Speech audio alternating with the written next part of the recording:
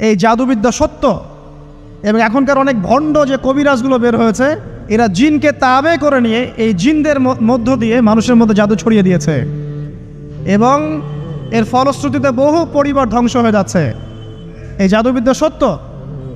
আরও একটা জিনিস সত্য, নবী সাল্লাল্লাহু আলাইহি ওয়াসাল্লাম বলেছেন ইন্না আইনাল হক, চোখের নজর সত্য। নবী করিম সাল্লাল্লাহু আলাইহি ওয়াসাল্লাম বলেছেন চোখের বদনজর সত্য। এই যে আমরা বলি ফেসবুকে এত বেশি ছবি দিয়েন না ভাই, ছবি তুলেন না, ছবি তুলেন না, বারবার যে বলি নিষেধ করি, কারণ কি জানেন? একটাই কারণ, বিকজ চোখ লাগাটা সত্য। মানুষের চোখ লাগে, এই কথা শুনলে অনেক মজুমদাররা হাসবে না? কথা বুঝতে পারেন নাই? কিন্তু এটা সত্য, কারণ নবী করিম সাল্লাল্লাহু আলাইহি ওয়াসাল্লাম যা বলেছেন সাদাকাল্লাহু ওয়া সাদাকা রাসূলুহুল কারীম, নবী যা বলেছেন, আল্লাহ যা বলেছেন চিরায়ত সত্য, এর বাইরে কোনো সত্য আছে? আচ্ছা দেখেন, আমি বললাম যে জাদুবিদ্যা সত্য। এই জাদুবিদ্যার চর্চা মানুষ করে, এখনও করে, এবং এই জাদু দিয়ে মানুষের ক্ষতি করার জন্য জিনের প্রয়োজন হয়, দুষ্ট জিন। এই জিনগুলোকে মানুষ তাবে করে মানুষের ক্ষতি করার চেষ্টা করে। দেখবেন এখন গ্রামে গঞ্জে শহরে সব জায়গায় ছড়িয়ে পড়েছে না? দেখবেন, খুব সতর্ক থাকবেন। আমি পরে সলিউশন বলছি আপনাদেরকে। আরেকটা বলেছি, নবী সাল্লাল্লাহু আলাইহি ওয়াসাল্লাম বলেছেন চোখের বদনজর এমন সত্য যে একটা উটকে এই রান্নার ডেকচির মধ্যে ঢুকাই ফেলতে পারে। আর একটা উট খুব সুন্দর ভালো, আপনি দেখছেন মাশাআল্লাহ বলেন নাই, নজর লেগেছে, উটটা মারা গেছে দেন, তারপর তাকে জবাই করে খেয়ে ফেলতে হয়েছে। একজন সাহাবী গোসল করছিলেন, গোসল, এটা হাদিস সহিহ, এই যে আলেম ওলামা যারা আছেন তারা জানেন যে এই হাদিস সহিহ। একজন সাহাবী গোসল করছেন, তার গায়ের চামড়াটা খুব সুন্দর ছিল, একদম স্কিনটা অনেক সুন্দর থাকে না এমন কিছু মানুষ? আচ্ছা, এখন আরেকজন সাহাবী এই গোসল দেখছেন দূর থেকে, দেখে বলছেন যে কি চমৎকার তার শরীরের রংটা, যেন কুমারী নারীর মতো, অনেকটা এমন একটা কথা তিনি বলেছিলেন। সাথে সাথে এই সাহাবী অজ্ঞান হয়ে পড়ে গেছে। কোন সাহাবী? যিনি গোসল করছিলেন। এটার আপনি কোনো ব্যাখ্যা দিতে পারবেন না তো, এখানে কোনো সায়েন্স দিয়ে বা মেডিকেল সায়েন্স দিয়ে আপনি কোনো ব্যাখ্যা করতে পারবেন না। একটা ব্যাখ্যা দিতে পারেন, কিন্তু কেন সেটা হলো সেটা আপনি অ্যান্সার খুঁজে পাবেন না। তো নবী সাল্লাল্লাহু আলাইহি ওয়াসাল্লামের কাছে নিয়ে যাওয়া হলো তাকে। তিনি বললেন যে এই ব্যক্তির ব্যাপারে কি কেউ ভালো মন্দ কিছু বলেছিল? তখন একজন সাহাবী বলেন হ্যাঁ, অমুকে বলেছে এর স্কিনটা অনেক সুন্দর, তোকে ডেকে নিয়ে আসুন। ওকে ডেকে আনা হলো। ডেকে আনার পর নবীজি তাকে অনেক শাসালেন, তোমরা তোমাদের ভাইদেরকে কি মেরে ফেলতে চাও? তখন এই সাহাবী তো অবাক, আমি আবার কখন মারতে চাইলাম ইয়া রাসূলুল্লাহ? আমি তো মারতে চাই নাই, আমি তো খালি বলেছি যে তার গায়ের রংটা অনেক সুন্দর। তখন তিনি বললেন, কেন তুমি সুবহানাল্লাহ বললে না, কেন তুমি মাশাআল্লাহ বললে না? যখন মাশাআল্লাহ বলবেন, সুবহানাল্লাহ বলবেন, নজরটা লাগবে না। আর যখন আপনি মাশাআল্লাহ বলবেন না, সুবহানাল্লাহ বলবেন না, দেখবেন নজর লেগে গেছে। আপনি বিশ্বাস করেন ব্যবসা খুব ভালো চলছে, মানুষ বললো যে বাহ তোর তো ব্যবসা হেভি, লালে লাল শাহজালাল, ঠিক আছে, দেখবেন আপনার কেনা বেচা বন্ধ হয়ে গেছে। এরকম হবে, আমার কথাটা বিশ্বাস করেন। এটা কিন্তু সায়েন্স প্রমাণ করতে পারবেন না, আল্লাহ এবং তার রাসূল বলেছেন, তার উপরে কোনো সত্য নেই। আছে সূরা কাহফ 29 নম্বর আয়াত পড়ে দেখেন, আল্লাহ পাক বলছেন ওয়াকুলিল হাক্কু মির রাব্বিকুম, সত্য সেটাই যা তোমার রবের পক্ষ থেকে আসে। ফামান শাআ ফালইউমিন, যার ইচ্ছা হয় বিশ্বাস করুক, ওয়ামান শাআ ফালইয়াকফুর, যার ইচ্ছা হয় সে অস্বীকার করুক। এই কারণে আমরা বলি ফেসবুকে এত বেশি ছবি দেওয়া, এই আই ওয়াশ করা, এই যে শোডাউন করা, হ্যাঁ, ইসলামের কিছু কাজ করলেন একদম মানুষকে না দেখাইতে পারলে ঘুম হচ্ছে না, এগুলো বন্ধ করেন, এগুলো বন্ধ করে দেন আল্লাহর ওয়াস্তে। অফলাইনে কাজ করেন, নিজেকে গোপন করার চেষ্টা করেন। যত বেশি মানুষের কাছে নিজেকে এক্সপোজ করবেন, কাজের বরকত কমে যাবে, কাজের বরকত কমে যাবে, চোখ লাগবে, নজর লাগবে। এবং চোখ লাগা বদ নজরে বহু আলেম আস্তে আস্তে মাঠ থেকে মাইনাস হয়ে গেছে না? যায় নাই? এখন কি আলেমদের সংখ্যা বেশি না কম? যত দিন যাবে আলেমের সংখ্যা আরও কমে যাবে। নবীজি বলেছেন আলেমদের সংখ্যা কমতে থাকবে, মানুষ জাহেলদেরকে আলেম বানিয়ে নেবে। তো প্রিয় ভাইরা, জাদুবিদ্যা সত্য, চোখের বদনজর সত্য, রাতের এই অনিষ্টগুলো সত্য, রাতের বেলা অনেক ক্ষতি আছে। এই জন্য নবীজি বলছেন বাচ্চাদেরকে বাইরে বের করো না, এবং তোমরাও রাত যখন গভীর হবে তখন এদিক ওদিক ঘোরাফেরা করো না। দেখবেন রাত যত গভীর হয় আমাদের শহরগুলো তত জীবিত হয়, তাই না? তাই না? রাত যত গভীর হচ্ছে শহর তত জীবিত হয়। চায়ের দোকানে আড্ডা বেশি, ওই সিনেমা দেখছে, টিভি দেখছে, ক্যারাম খেলছে, লুডো খেলছে, ঘুম নাই। ঘুম কখন? ফজরের আগে আগে। ফজরের নামাজ কিন্তু নাই, ফজরের ঠিক আগে আগে, আবার ওই যে জোহরের নামাজের সঙ্গে উঠতেছে। এখন আমাকে বলেন, এরকম জেনারেশনকে দিয়ে কি আসলে ইসলামের কোনো খেদমত হবে? আচ্ছা, নবীজি রাতের বেলা আর্লি ঘুমাতেন, আল্লাহ পাক আমাদের সবাইকে তাড়াতাড়ি ঘুমানোর তৌফিক দান করুন। হ্যাঁ, আপনি ইলম চর্চা করলে রাত জেগে থাকতে পারেন, আপনি যদি জ্ঞান চর্চা করেন রাত জাগতে পারেন, আপনি কোনো গবেষণা করছেন, নামাজ পড়ছেন বা কোরআন হিফজ করছেন, আপনি রাতের আর্লি উঠবেন, এটা আলাদা বিষয়। কিন্তু কমনভাবে আমাদের এই যে ফেসবুক, ইউটিউবিং ইত্যাদিতে আমরা লিপ্ত থাকি, সারা রাতটা কাটাই আড্ডাবাজি করে, এগুলো বন্ধ করতে হবে।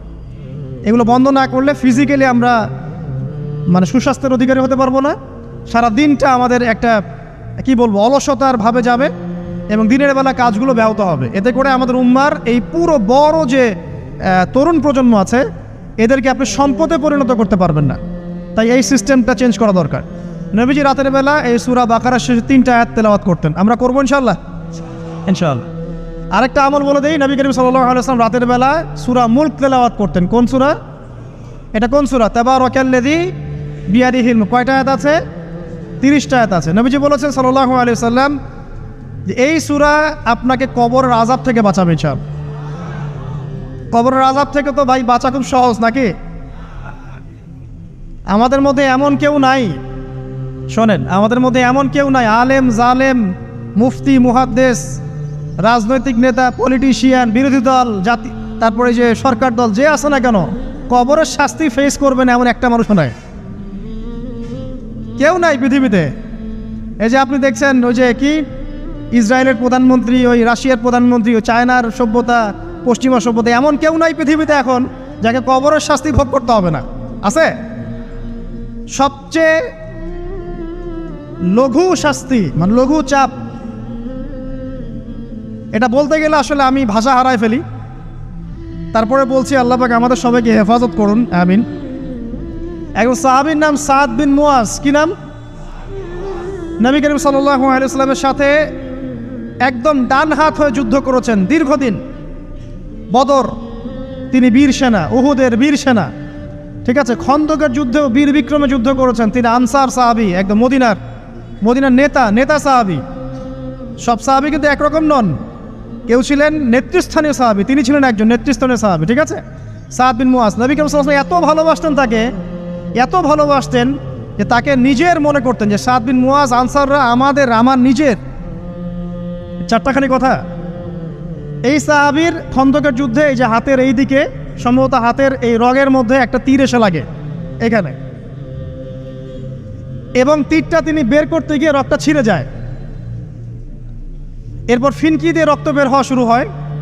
চিকিৎসা করে করে রক্ত বন্ধ করা যায় নাই, এবং এই রক্তের প্রবাহিত রক্তেই আল্লাহর ইচ্ছায় তিনি শাহাদাত বরণ করেন, তিনি ইন্তেকাল করেন।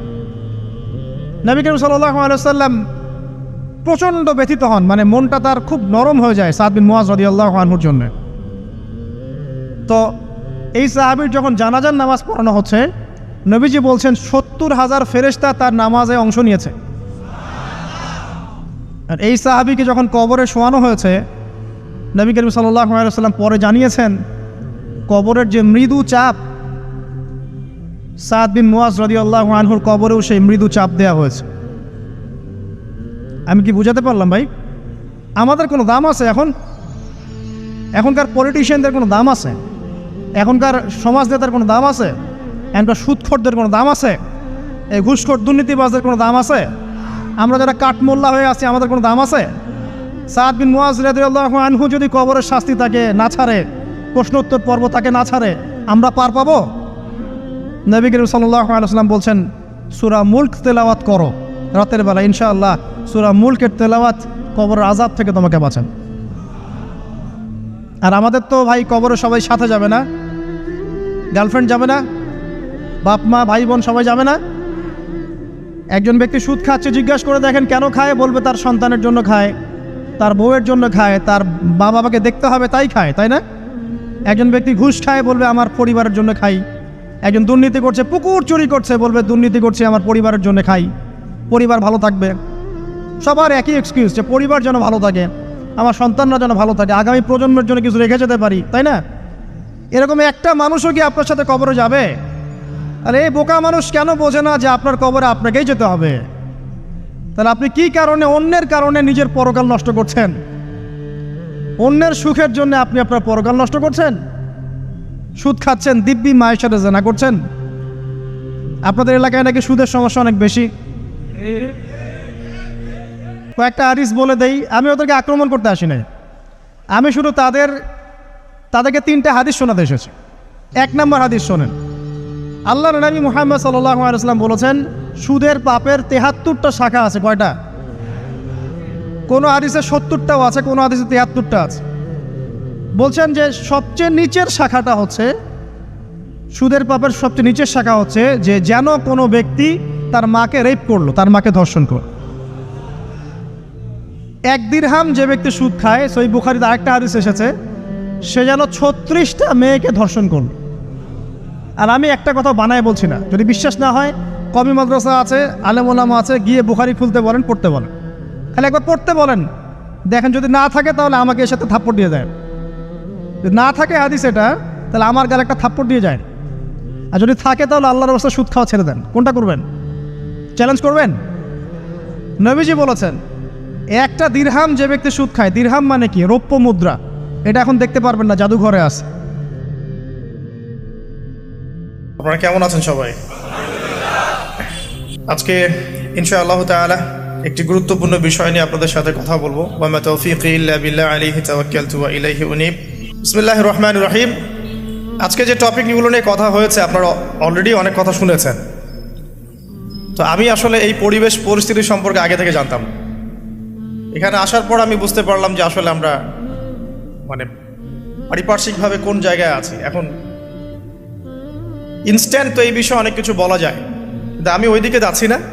আমি আমার ক্ষুদ্র বুঝ অনুযায়ী রাসূলুল্লাহ সাল্লাল্লাহু আলাইহি ওয়াসাল্লামের যে শান, যে মর্যাদা, তিনি যে শেষ নবী এবং তারপরে যে কোনো নবী আসবে না, এবং কেন তিনি শেষ নবী, তার মধ্যে স্পেশালিটি কি আছে, এই বিষয়গুলো নিয়ে একটু সংক্ষিপ্ত কথা বলবেন ইনশাআল্লাহ। ঠিক আছে? ওয়া মা তাওফীকি ইল্লা বিল্লাহ আলাইহি তাওয়াক্কালতু ওয়া ইলাইহি উনীব। আমি আলোচনা শুরু করতে যাচ্ছি একটা হাদিস থেকে। একদিন রাসূলুল্লাহ সাল্লাল্লাহু আলাইহি ওয়াসাল্লাম মসজিদের পাশ দিয়ে হেঁটে যাচ্ছেন, মসজিদে নববীর পাশ দিয়ে। তখন সাহাবায়ে কেরাম রাদিয়াল্লাহু আনহুম আজমাইন, তারা মসজিদের মধ্যে বসে একটা বিষয় নিয়ে কথোপকথন করছিলেন। তো নবী সাল্লাল্লাহু আলাইহি ওয়াসাল্লাম জিজ্ঞাসা করলেন যে, তোমরা কি নিয়ে কথা বলছো? তোমরা কি নিয়ে কথোপকথন করছো? তখন সাহাবায়ে কেরাম রাদিয়াল্লাহু আনহুম তারা বলছেন যে, আমরা কিয়ামতের আলামতগুলো নিয়ে কথা বলছিলাম। কি নিয়ে কথা বলছেন? কিয়ামতের আলামতগুলো নিয়ে সাহাবীরা কথা বলছেন। তো সাহাবীদের কিয়ামতের আলামত নিয়ে কথা বলার কি দরকার ছিল? তাদের সময় তো আর কিয়ামত হবে না। দরকার ছিল কি? সচেতনতা। তারা ফিতনায় নিজেরা যেন না পড়ে যান, এই জন্য সতর্ক থাকতে চাইতেন। এই কারণেই ফিতনাময় পরিবেশ নিয়ে আলোচনা করতেন। তো নবী সাল্লাল্লাহু আলাইহি ওয়াসাল্লাম তখন বললেন, দেখো, যতদিন পর্যন্ত 10টা আলামত প্রকাশ হচ্ছে না, ততদিন পর্যন্ত কিয়ামত হবে না। কয়টা আলামত? 10টা। নবী সাল্লাল্লাহু আলাইহি ওয়াসাল্লাম প্রথমে বললেন, 1 নাম্বার হচ্ছে মাসিহুদ দাজ্জাল। কি নাম? মাসিহুদ দাজ্জাল। 2 নাম্বার হচ্ছে ইয়াজুজ এবং মাজুজ। এর আদম সন্তান পৃথিবীতে বের হবে এবং পুরো পৃথিবীটা ম্যাসাকার করে ছেড়ে দিবে। আর মাসিহুদ দাজ্জাল, সেও বের হবে শেষ জামানায়, যে ইহুদিদেরকে নিয়ে পুরো বিশ্ব শাসন করবে। বিশ্বের প্রতিটা ডিপার্টমেন্ট সে রুল করবে। এবং দাজ্জালের চেয়ে ভয়ঙ্কর কোনো ফিতনা এই পৃথিবীতে আসে নাই, আসবেও না। প্রত্যেক নবী তার কওমকে দাজ্জাল সম্পর্কে সতর্ক করেছিলেন। এমনকি নূহ আলাইহিস সালাম পর্যন্ত তার উম্মতকে দাজ্জালের ফিতনা সম্পর্কে সতর্ক করেছিলেন। নবী সাল্লাল্লাহু আলাইহি ওয়াসাল্লাম বলেছেন যে, তোমরা যদি সূরা কাহাফ তেলাওয়াত করো, প্রত্যেক জুমার দিন সূরা কাহাফ তেলাওয়াত করো, অথবা সূরা কাহাফের প্রথম 10টা আয়াত, শেষ 10টা আয়াত মুখস্থ রাখো, ইনশাআল্লাহ তাআলা মাসিহুদ দাজ্জাল তোমাদের কোনো ক্ষতি করতে পারবে না। 1 মাসিহুদ দাজ্জাল, 2 ইয়াজুজ আর মাজুজ, 3 হচ্ছে ঈসা ইবনে মারইয়াম। ঈসা ইবনে মারইয়াম যতক্ষণ পর্যন্ত না আসছেন, পৃথিবীতে আবার ইউটার্ন না করছেন এবং তার হাতে মাসিহুদ দাজ্জাল নিহত না হচ্ছে, কিয়ামত হবে না। 4 দাব্বাতুল আরদ, অর্থাৎ পৃথিবীর ভিতরে একটা প্রাণী আছে, মাটি ফেরে এই প্রাণীটা বের হবে কিয়ামতের আগে আগে, এবং এই প্রাণীটা মানুষের সাথে কথাবার্তা বলবে, কথা বলতে পারা প্রাণী। এ যতক্ষণ বের হচ্ছে না, কিয়ামত হবে না ইনশাআল্লাহ তাআলা। কটা বললাম? 4টা। 5 হচ্ছে দুখান বা ধোঁয়া। এই পুরো পৃথিবীর আকাশটা একটা নির্দিষ্ট সময় পর্যন্ত ধোঁয়ায় ছেয়ে যাবে এবং হতে পারে, আল্লাহু আলাম, হতে পারে যে সূর্যের আলো পৃথিবীতে পৌঁছাবে না, এমন ধোঁয়া হতে পারে, পুরো পৃথিবীটা ধোঁয়ায় ছেয়ে যাবে। এটা সূরা দুখানের মধ্যেও বলা আছে। এটা 5। 6 নম্বরে নবী সাল্লাল্লাহু আলাইহি ওয়াসাল্লাম বলছেন যে একটা ভূমিকম্প হবে পৃথিবীর পূর্ব দিকে। পৃথিবীর পূর্ব দিক মানে এই যে ভারত, পাকিস্তান, বাংলাদেশ, শ্রীলঙ্কা, ইন্দোনেশিয়া, ঠিক আছে, এই সিঙ্গাপুর, এই যে কন্টিনেন্ট, মালয়েশিয়া, এটা পৃথিবীর পূর্ব দিক। এদিকে একটা ভূমিকম্প হবে। তারপরে 7, পৃথিবীর পশ্চিমে একটা ভূমিকম্প হবে। পশ্চিম মানে বোঝেন না? পশ্চিমা বিশ্ব না, সৌদি আরব না, পশ্চিমা বিশ্ব, ব্রিটেন, ফ্রান্স, জার্মানি, তারপরে যে রাশিয়ান কন্টিনেন্ট, হ্যাঁ, ইউক্রেন, এদিকে আপনার আমেরিকা, এই পুরো পশ্চিমা বিশ্ব, এখানে একটা ভূমিকম্প হবে বড়। এবং এগুলো এমন হবে যেগুলোতে ভূমি মাটিতে ধসে যাবে, মাটিতে ডুবে যাবে। ভূমিকম্প না, ভূমিধস। 8, পৃথিবীর মাঝখানে মধ্যপ্রাচ্যে একটা ভূমিকম্প হবে, যেখানে আমাদের সো কল্ড আমিরুল মুমিনিনরা থাকে, যারা আমেরিকা এবং ইসরায়েলের বন্ধু, এদের এখানে একটা ভূমিকম্প হবে ইনশাআল্লাহ। আর 9, ইয়েমেন থেকে একটা আগুন বের হবে। ইয়েমেন থেকে একটা আগুন বের হবে, যে আগুন মানুষকে হাসরের মাঠের দিকে তাড়িয়ে নিয়ে আসবে। আরেকটা বলেছেন 10 নম্বর, যেটা এই মুহূর্তে আমি ঠিক মনে করতে পারছি না। তো এই 10টা আলামতের কথা নবী সাল্লাল্লাহু আলাইহি ওয়াসাল্লাম বলেছেন, না হওয়া পর্যন্ত, এই 10টা আলামত না আসা পর্যন্ত কিয়ামত হবে না। ঠিক আছে? আচ্ছা, এখন এই 10টার মধ্যে সবচেয়ে বড়টা কি? সবচেয়ে বড়টা হচ্ছে মাসিহুদ দাজ্জাল। সবচেয়ে বড়টা কি? 10 নম্বরটা মনে পড়েছে, আলহামদুলিল্লাহ। সূর্য উঠবে পশ্চিম দিক থেকে। সূর্য উঠবে পশ্চিম দিক থেকে, তাহলে আর সময় নাই, পৃথিবীর সময় শেষ। এই 10টা মনে থাকবে? আসেন বলি। প্রথমে কি? দাজ্জাল। তারপরে ইয়াজুজ আর মাজুজ। 3 নম্বর ঈসা ইবনে মারইয়ামের প্রত্যাবর্তন। 4 নম্বর দাব্বাতুল আরদ, জমিন থেকে প্রাণী বের হয়ে কথা বলবে মানুষের সাথে। ঠিক আছে? 5 নম্বর কি বললাম? ধোঁয়া, দুখান। ঠিক আছে? 6, 7, 8, 3টা ভূমিকম্প, পূর্ব দিকে একটা, পশ্চিমে একটা, পৃথিবীর মাঝখানে একটা। 9 নম্বর ইয়েমেনের নাম শুনেছেন? ওই যে যেখানে সৌদিরা বোম মারছে আর কি, ইয়েমেনের বাচ্চাদেরকে বোম মেরে হত্যা করছে না, জানেন না খবর? তো ওই ইয়েমেনের ছোট ছোট বাচ্চারা শিয়া সুন্নির কি বোঝে আমার বুঝে আসে না। ওই ছোট ছোট বাচ্চাগুলো শিয়া সুন্নির কি বোঝে আমার বুঝে আসে না। আমেরিকার টাকা খেয়ে এরা ঠিকই বোম মারছে কেন?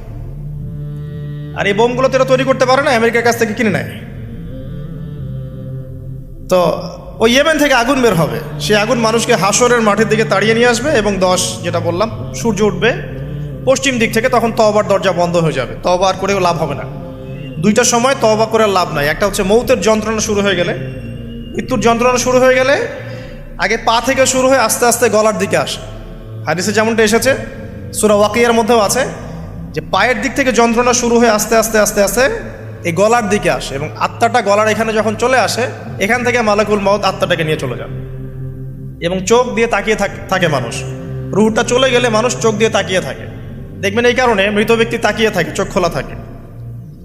এবং তখন আসমান থেকে সিঁড়ি নামিয়ে দেওয়া হয়, ওই সিঁড়িতে করে আত্মা চলে যাচ্ছে, ও তাকিয়ে দেখে যে আত্মা চলে যাচ্ছে। এবং মানুষ মারা যাওয়ার পরে চোখ জীবিত থাকে অনেকক্ষণ। মেডিকেল সায়েন্স যারা পড়েছে তাদেরকে জিজ্ঞাসা করবে, মানুষ ডেড হয়ে গেলেও চোখ দেখবেন আরও কয়েক ঘন্টা, হয়তো আরও নির্দিষ্ট একটা সময় পর্যন্ত চোখটা কিন্তু জীবিত থাকে। এই জন্যে চোখ বন্ধ করে দিতে হয়। যাই হোক, যেটা বলছিলাম, যে মৌতের যন্ত্রণা শুরু হয়ে গেলে তওবা করে লাভ নাই, তওবার দরজা বন্ধ। আর পশ্চিম দিক থেকে সূর্য উঠে গেলে তওবা করে লাভ নাই, তওবার দরজা বন্ধ। তো এই 10টার মধ্যে সবচেয়ে বড়টা হচ্ছে মাসিহুদ দাজ্জাল।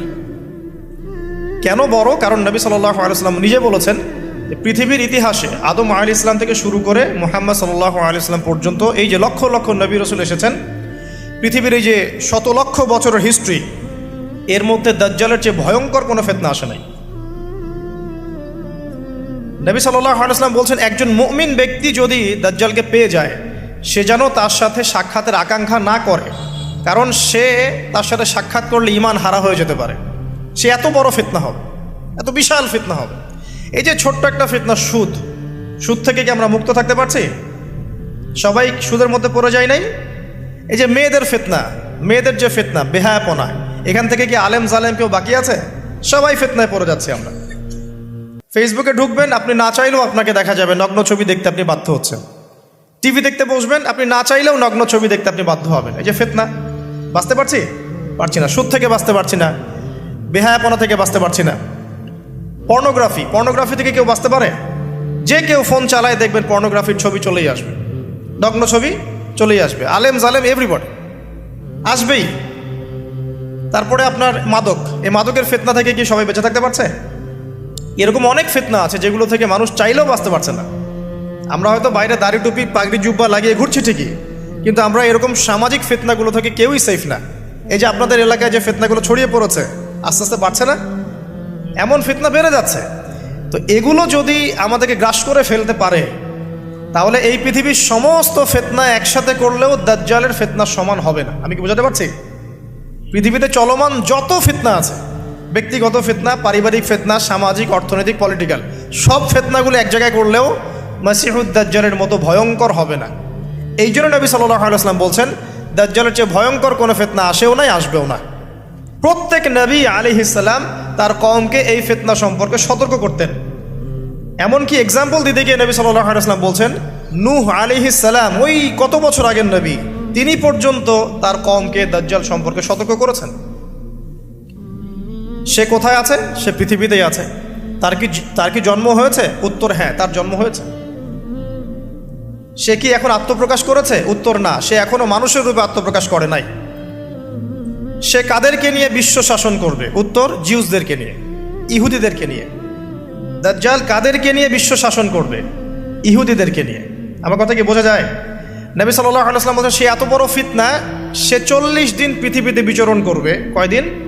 40 দিন। যার প্রথম দিনটা হবে 1 বছরের সমান, দ্বিতীয় দিনটা হবে 1 মাসের সমান, তৃতীয় দিনটা হবে 1 সপ্তাহের সমান, এবং বাকি দিনগুলো হবে আমাদের দিনের মতোই। নবী করিম সাল্লাল্লাহু আলাইহি ওয়াসাল্লাম বিভিন্ন হাদিস থেকে বলেছেন যে দাজ্জাল সারা বিশ্বটাকে শাসন করবে। কীরকম? মানে সে ইলাহ দাবি করে বসবে। আল্লাহ পাক তাকে কিছু অলৌকিকত্ব দিবেন মানুষকে ফিতনায় পরীক্ষা করার জন্য। যারা ওর উপর ঈমান আনবে, দাজ্জালের প্রতি ঈমান আনবে, দাজ্জাল ওদেরকে জান্নাত দিবে। তার এক হাতে থাকবে জান্নাত, এক হাতে জাহান্নাম। মানে অরিজিনাল জান্নাত জাহান্নাম নয়, কারণ জান্নাত জাহান্নামকে হাতে নিয়ে ঘোরা যায়? যায় না। আমাদের কিছু প্রোটেস্ট্যান্ট মুসলিম ভাই আছে, তারা মনে করে যেটা হাদিসের শব্দ ওইটাই, মানে হাদিসে যেটা শব্দ সেটাই, এর কোনো ইন্টারপ্রিটেশন, ব্যাখ্যায় তারা বিশ্বাস করে না। তাহলে এক হাতে জান্নাত এক হাতে জাহান্নামের ব্যাখ্যা আপনি কি করবেন?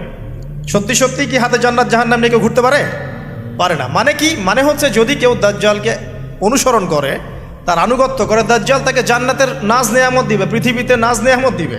সে স্বাচ্ছন্দ্যে থাকবে, তার ফাইন্যান্সিয়াল অবস্থা ভালো হবে, তার স্ট্যাটাস ভালো হবে, পৃথিবীতে ভালো থাকবে।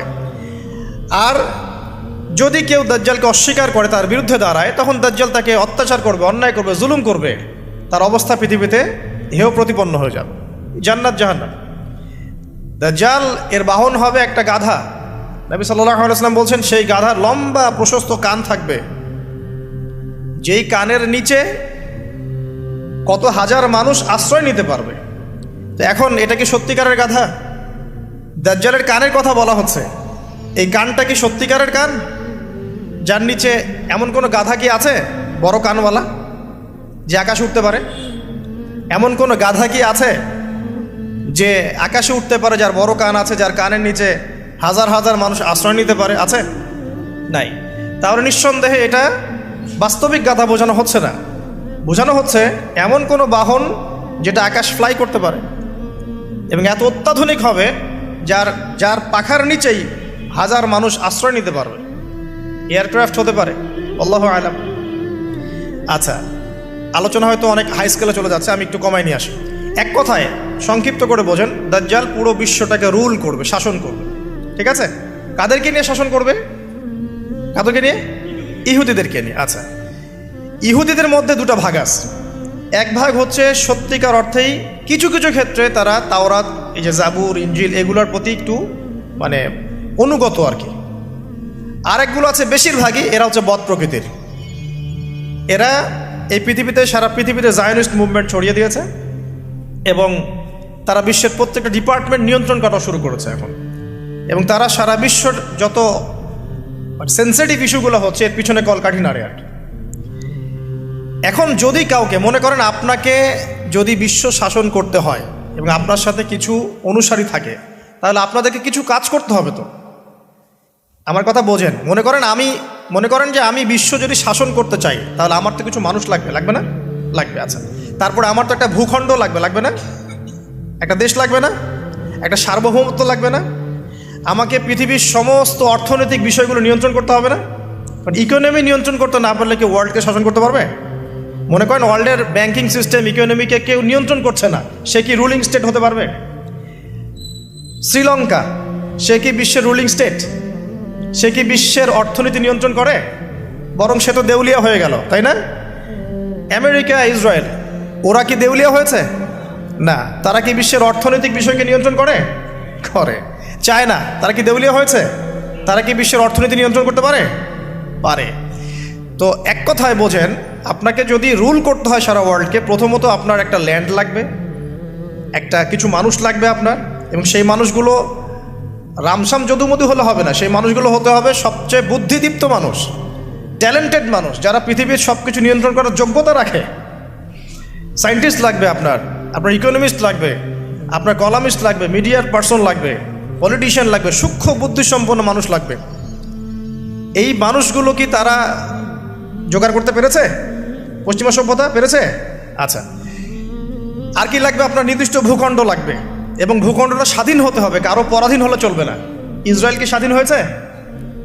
ইহুদিরা কি রাষ্ট্র গঠন করেছে? করে নাই?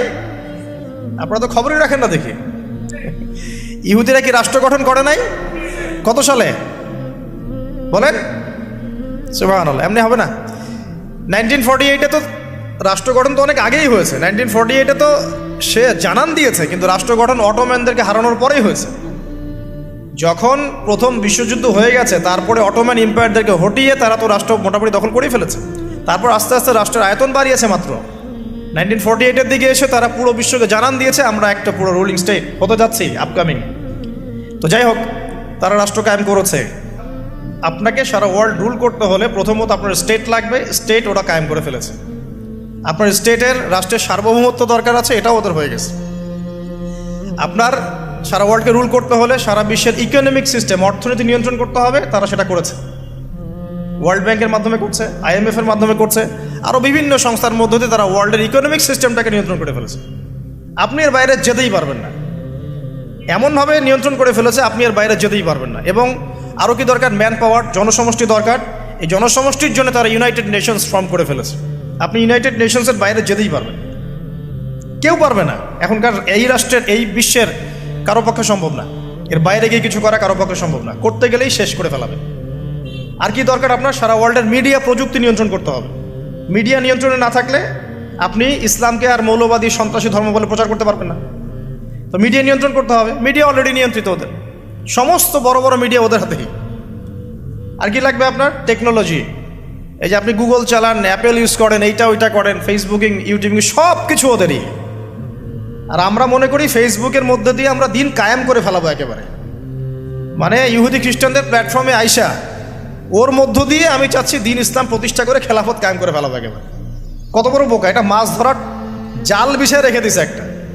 এগুলো হচ্ছে জাল, কারা কারা টোপ দেয় ওইটা ধরে টান দিবে ওরা। খেলে কথা হয়তো বুঝতে পারেন না, মাথার উপর দিয়ে যাচ্ছে, বুঝতে পারতেছি। কয়েকবার লেকচারটা দেখবেন ভিডিও ইউটিউবে, তারপরে বুঝতে পারবেন ইনশাআল্লাহ। এগুলো মাছ ধরার টোপ। জাল ফেলেন না আপনারা? বাঘ শিকার করার জন্য হরিণকে বিসর্জন দেয় না মানুষ, এগুলো সেই টোপ। মাছ ধরতে গেলে আগে যে চারা দেন না, এই ফেসবুকিং, ইউটিউবিং, এগুলো চারা দেওয়া। হ্যাঁ, এর মধ্যে কিছু কল্যাণকর দিক আছে, এটা ক্ষতির চেয়ে নিতান্তই কম, ক্ষতি বেশি। তারপরে আর কি নিয়ন্ত্রণ করতে হবে? সবচেয়ে বড় জিনিসটা, সেটা হলো অস্ত্রশস্ত্র।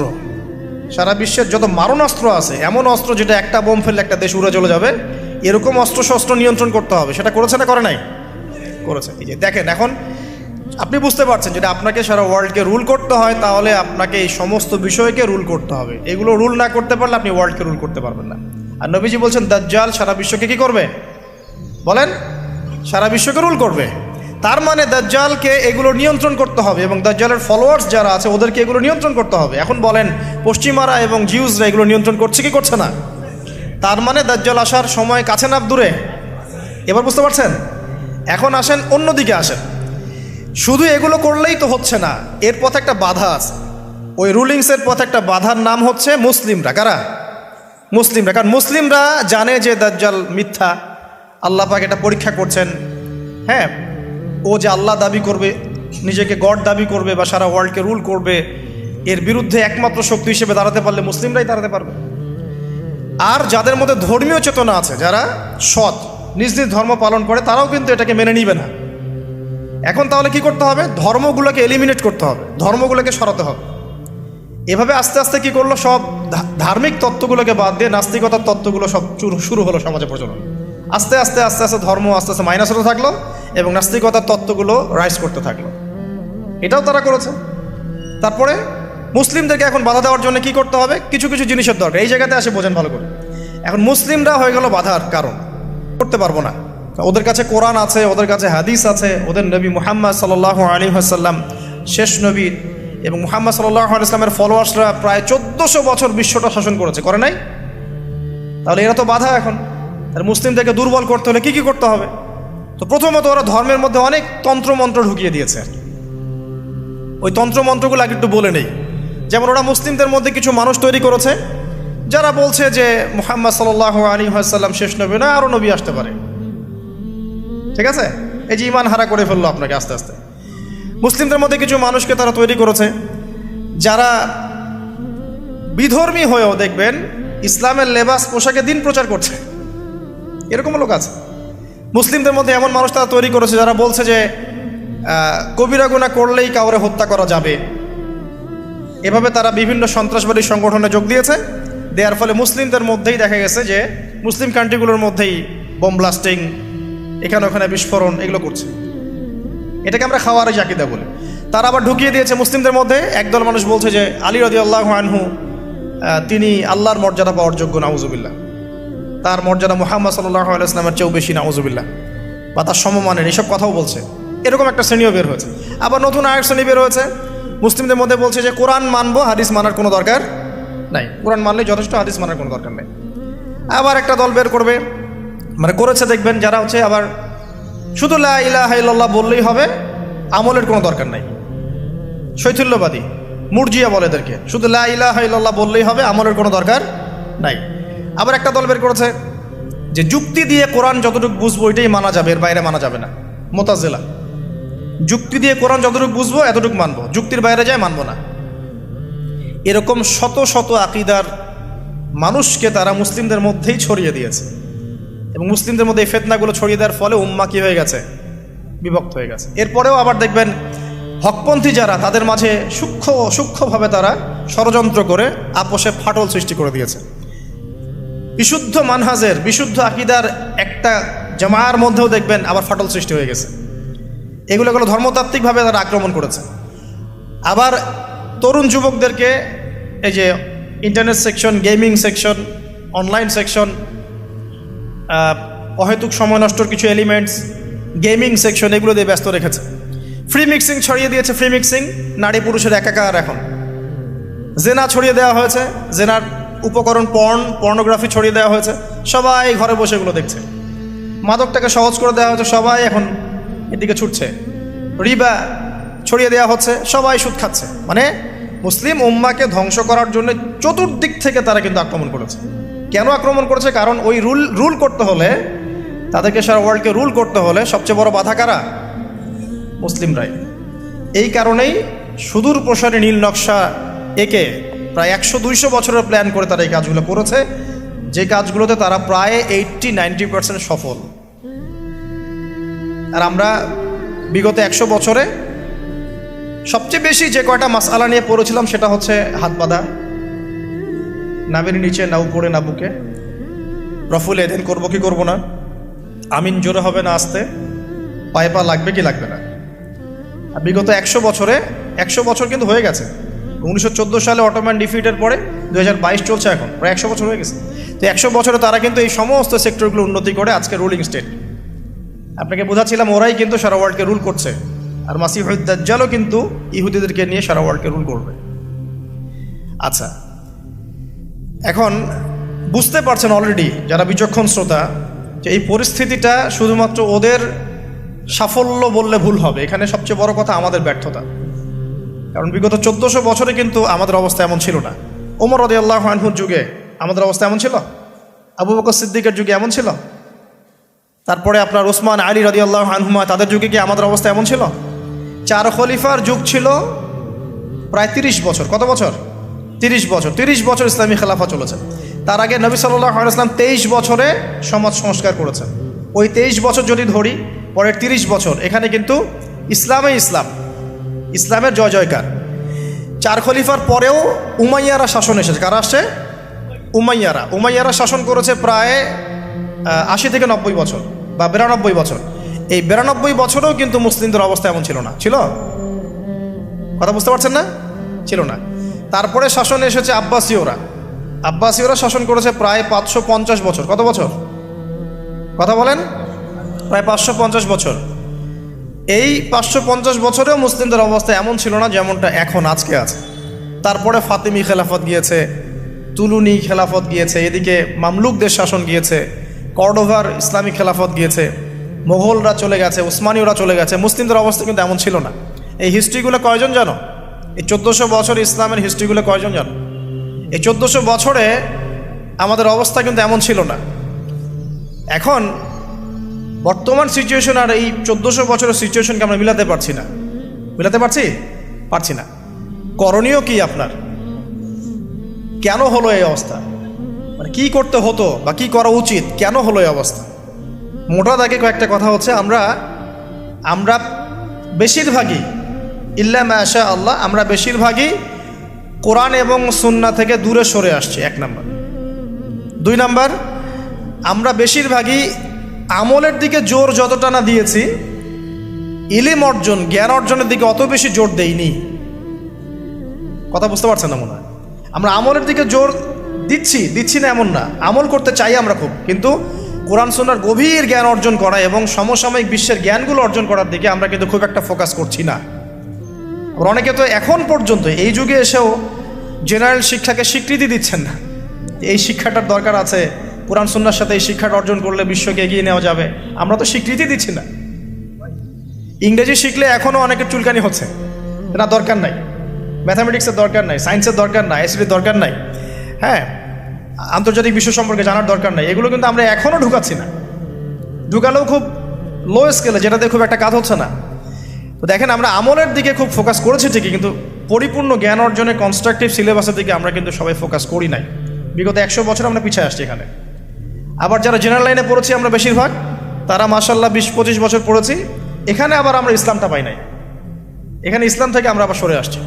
আমরা অনেক কিছু শিখেছি, ডক্টর হয়েছি, ইঞ্জিনিয়ার হয়েছি, পলিটিশিয়ান হয়েছি, ইকোনমিস্ট হয়েছি, কিন্তু ইসলামিক বেসিক জিনিস জানি না। অজুর ফরজ জানি না, নামাজের ফরজ, ওয়াজিব, সুন্নাত, মোস্তাহাব জানি না, আছে না?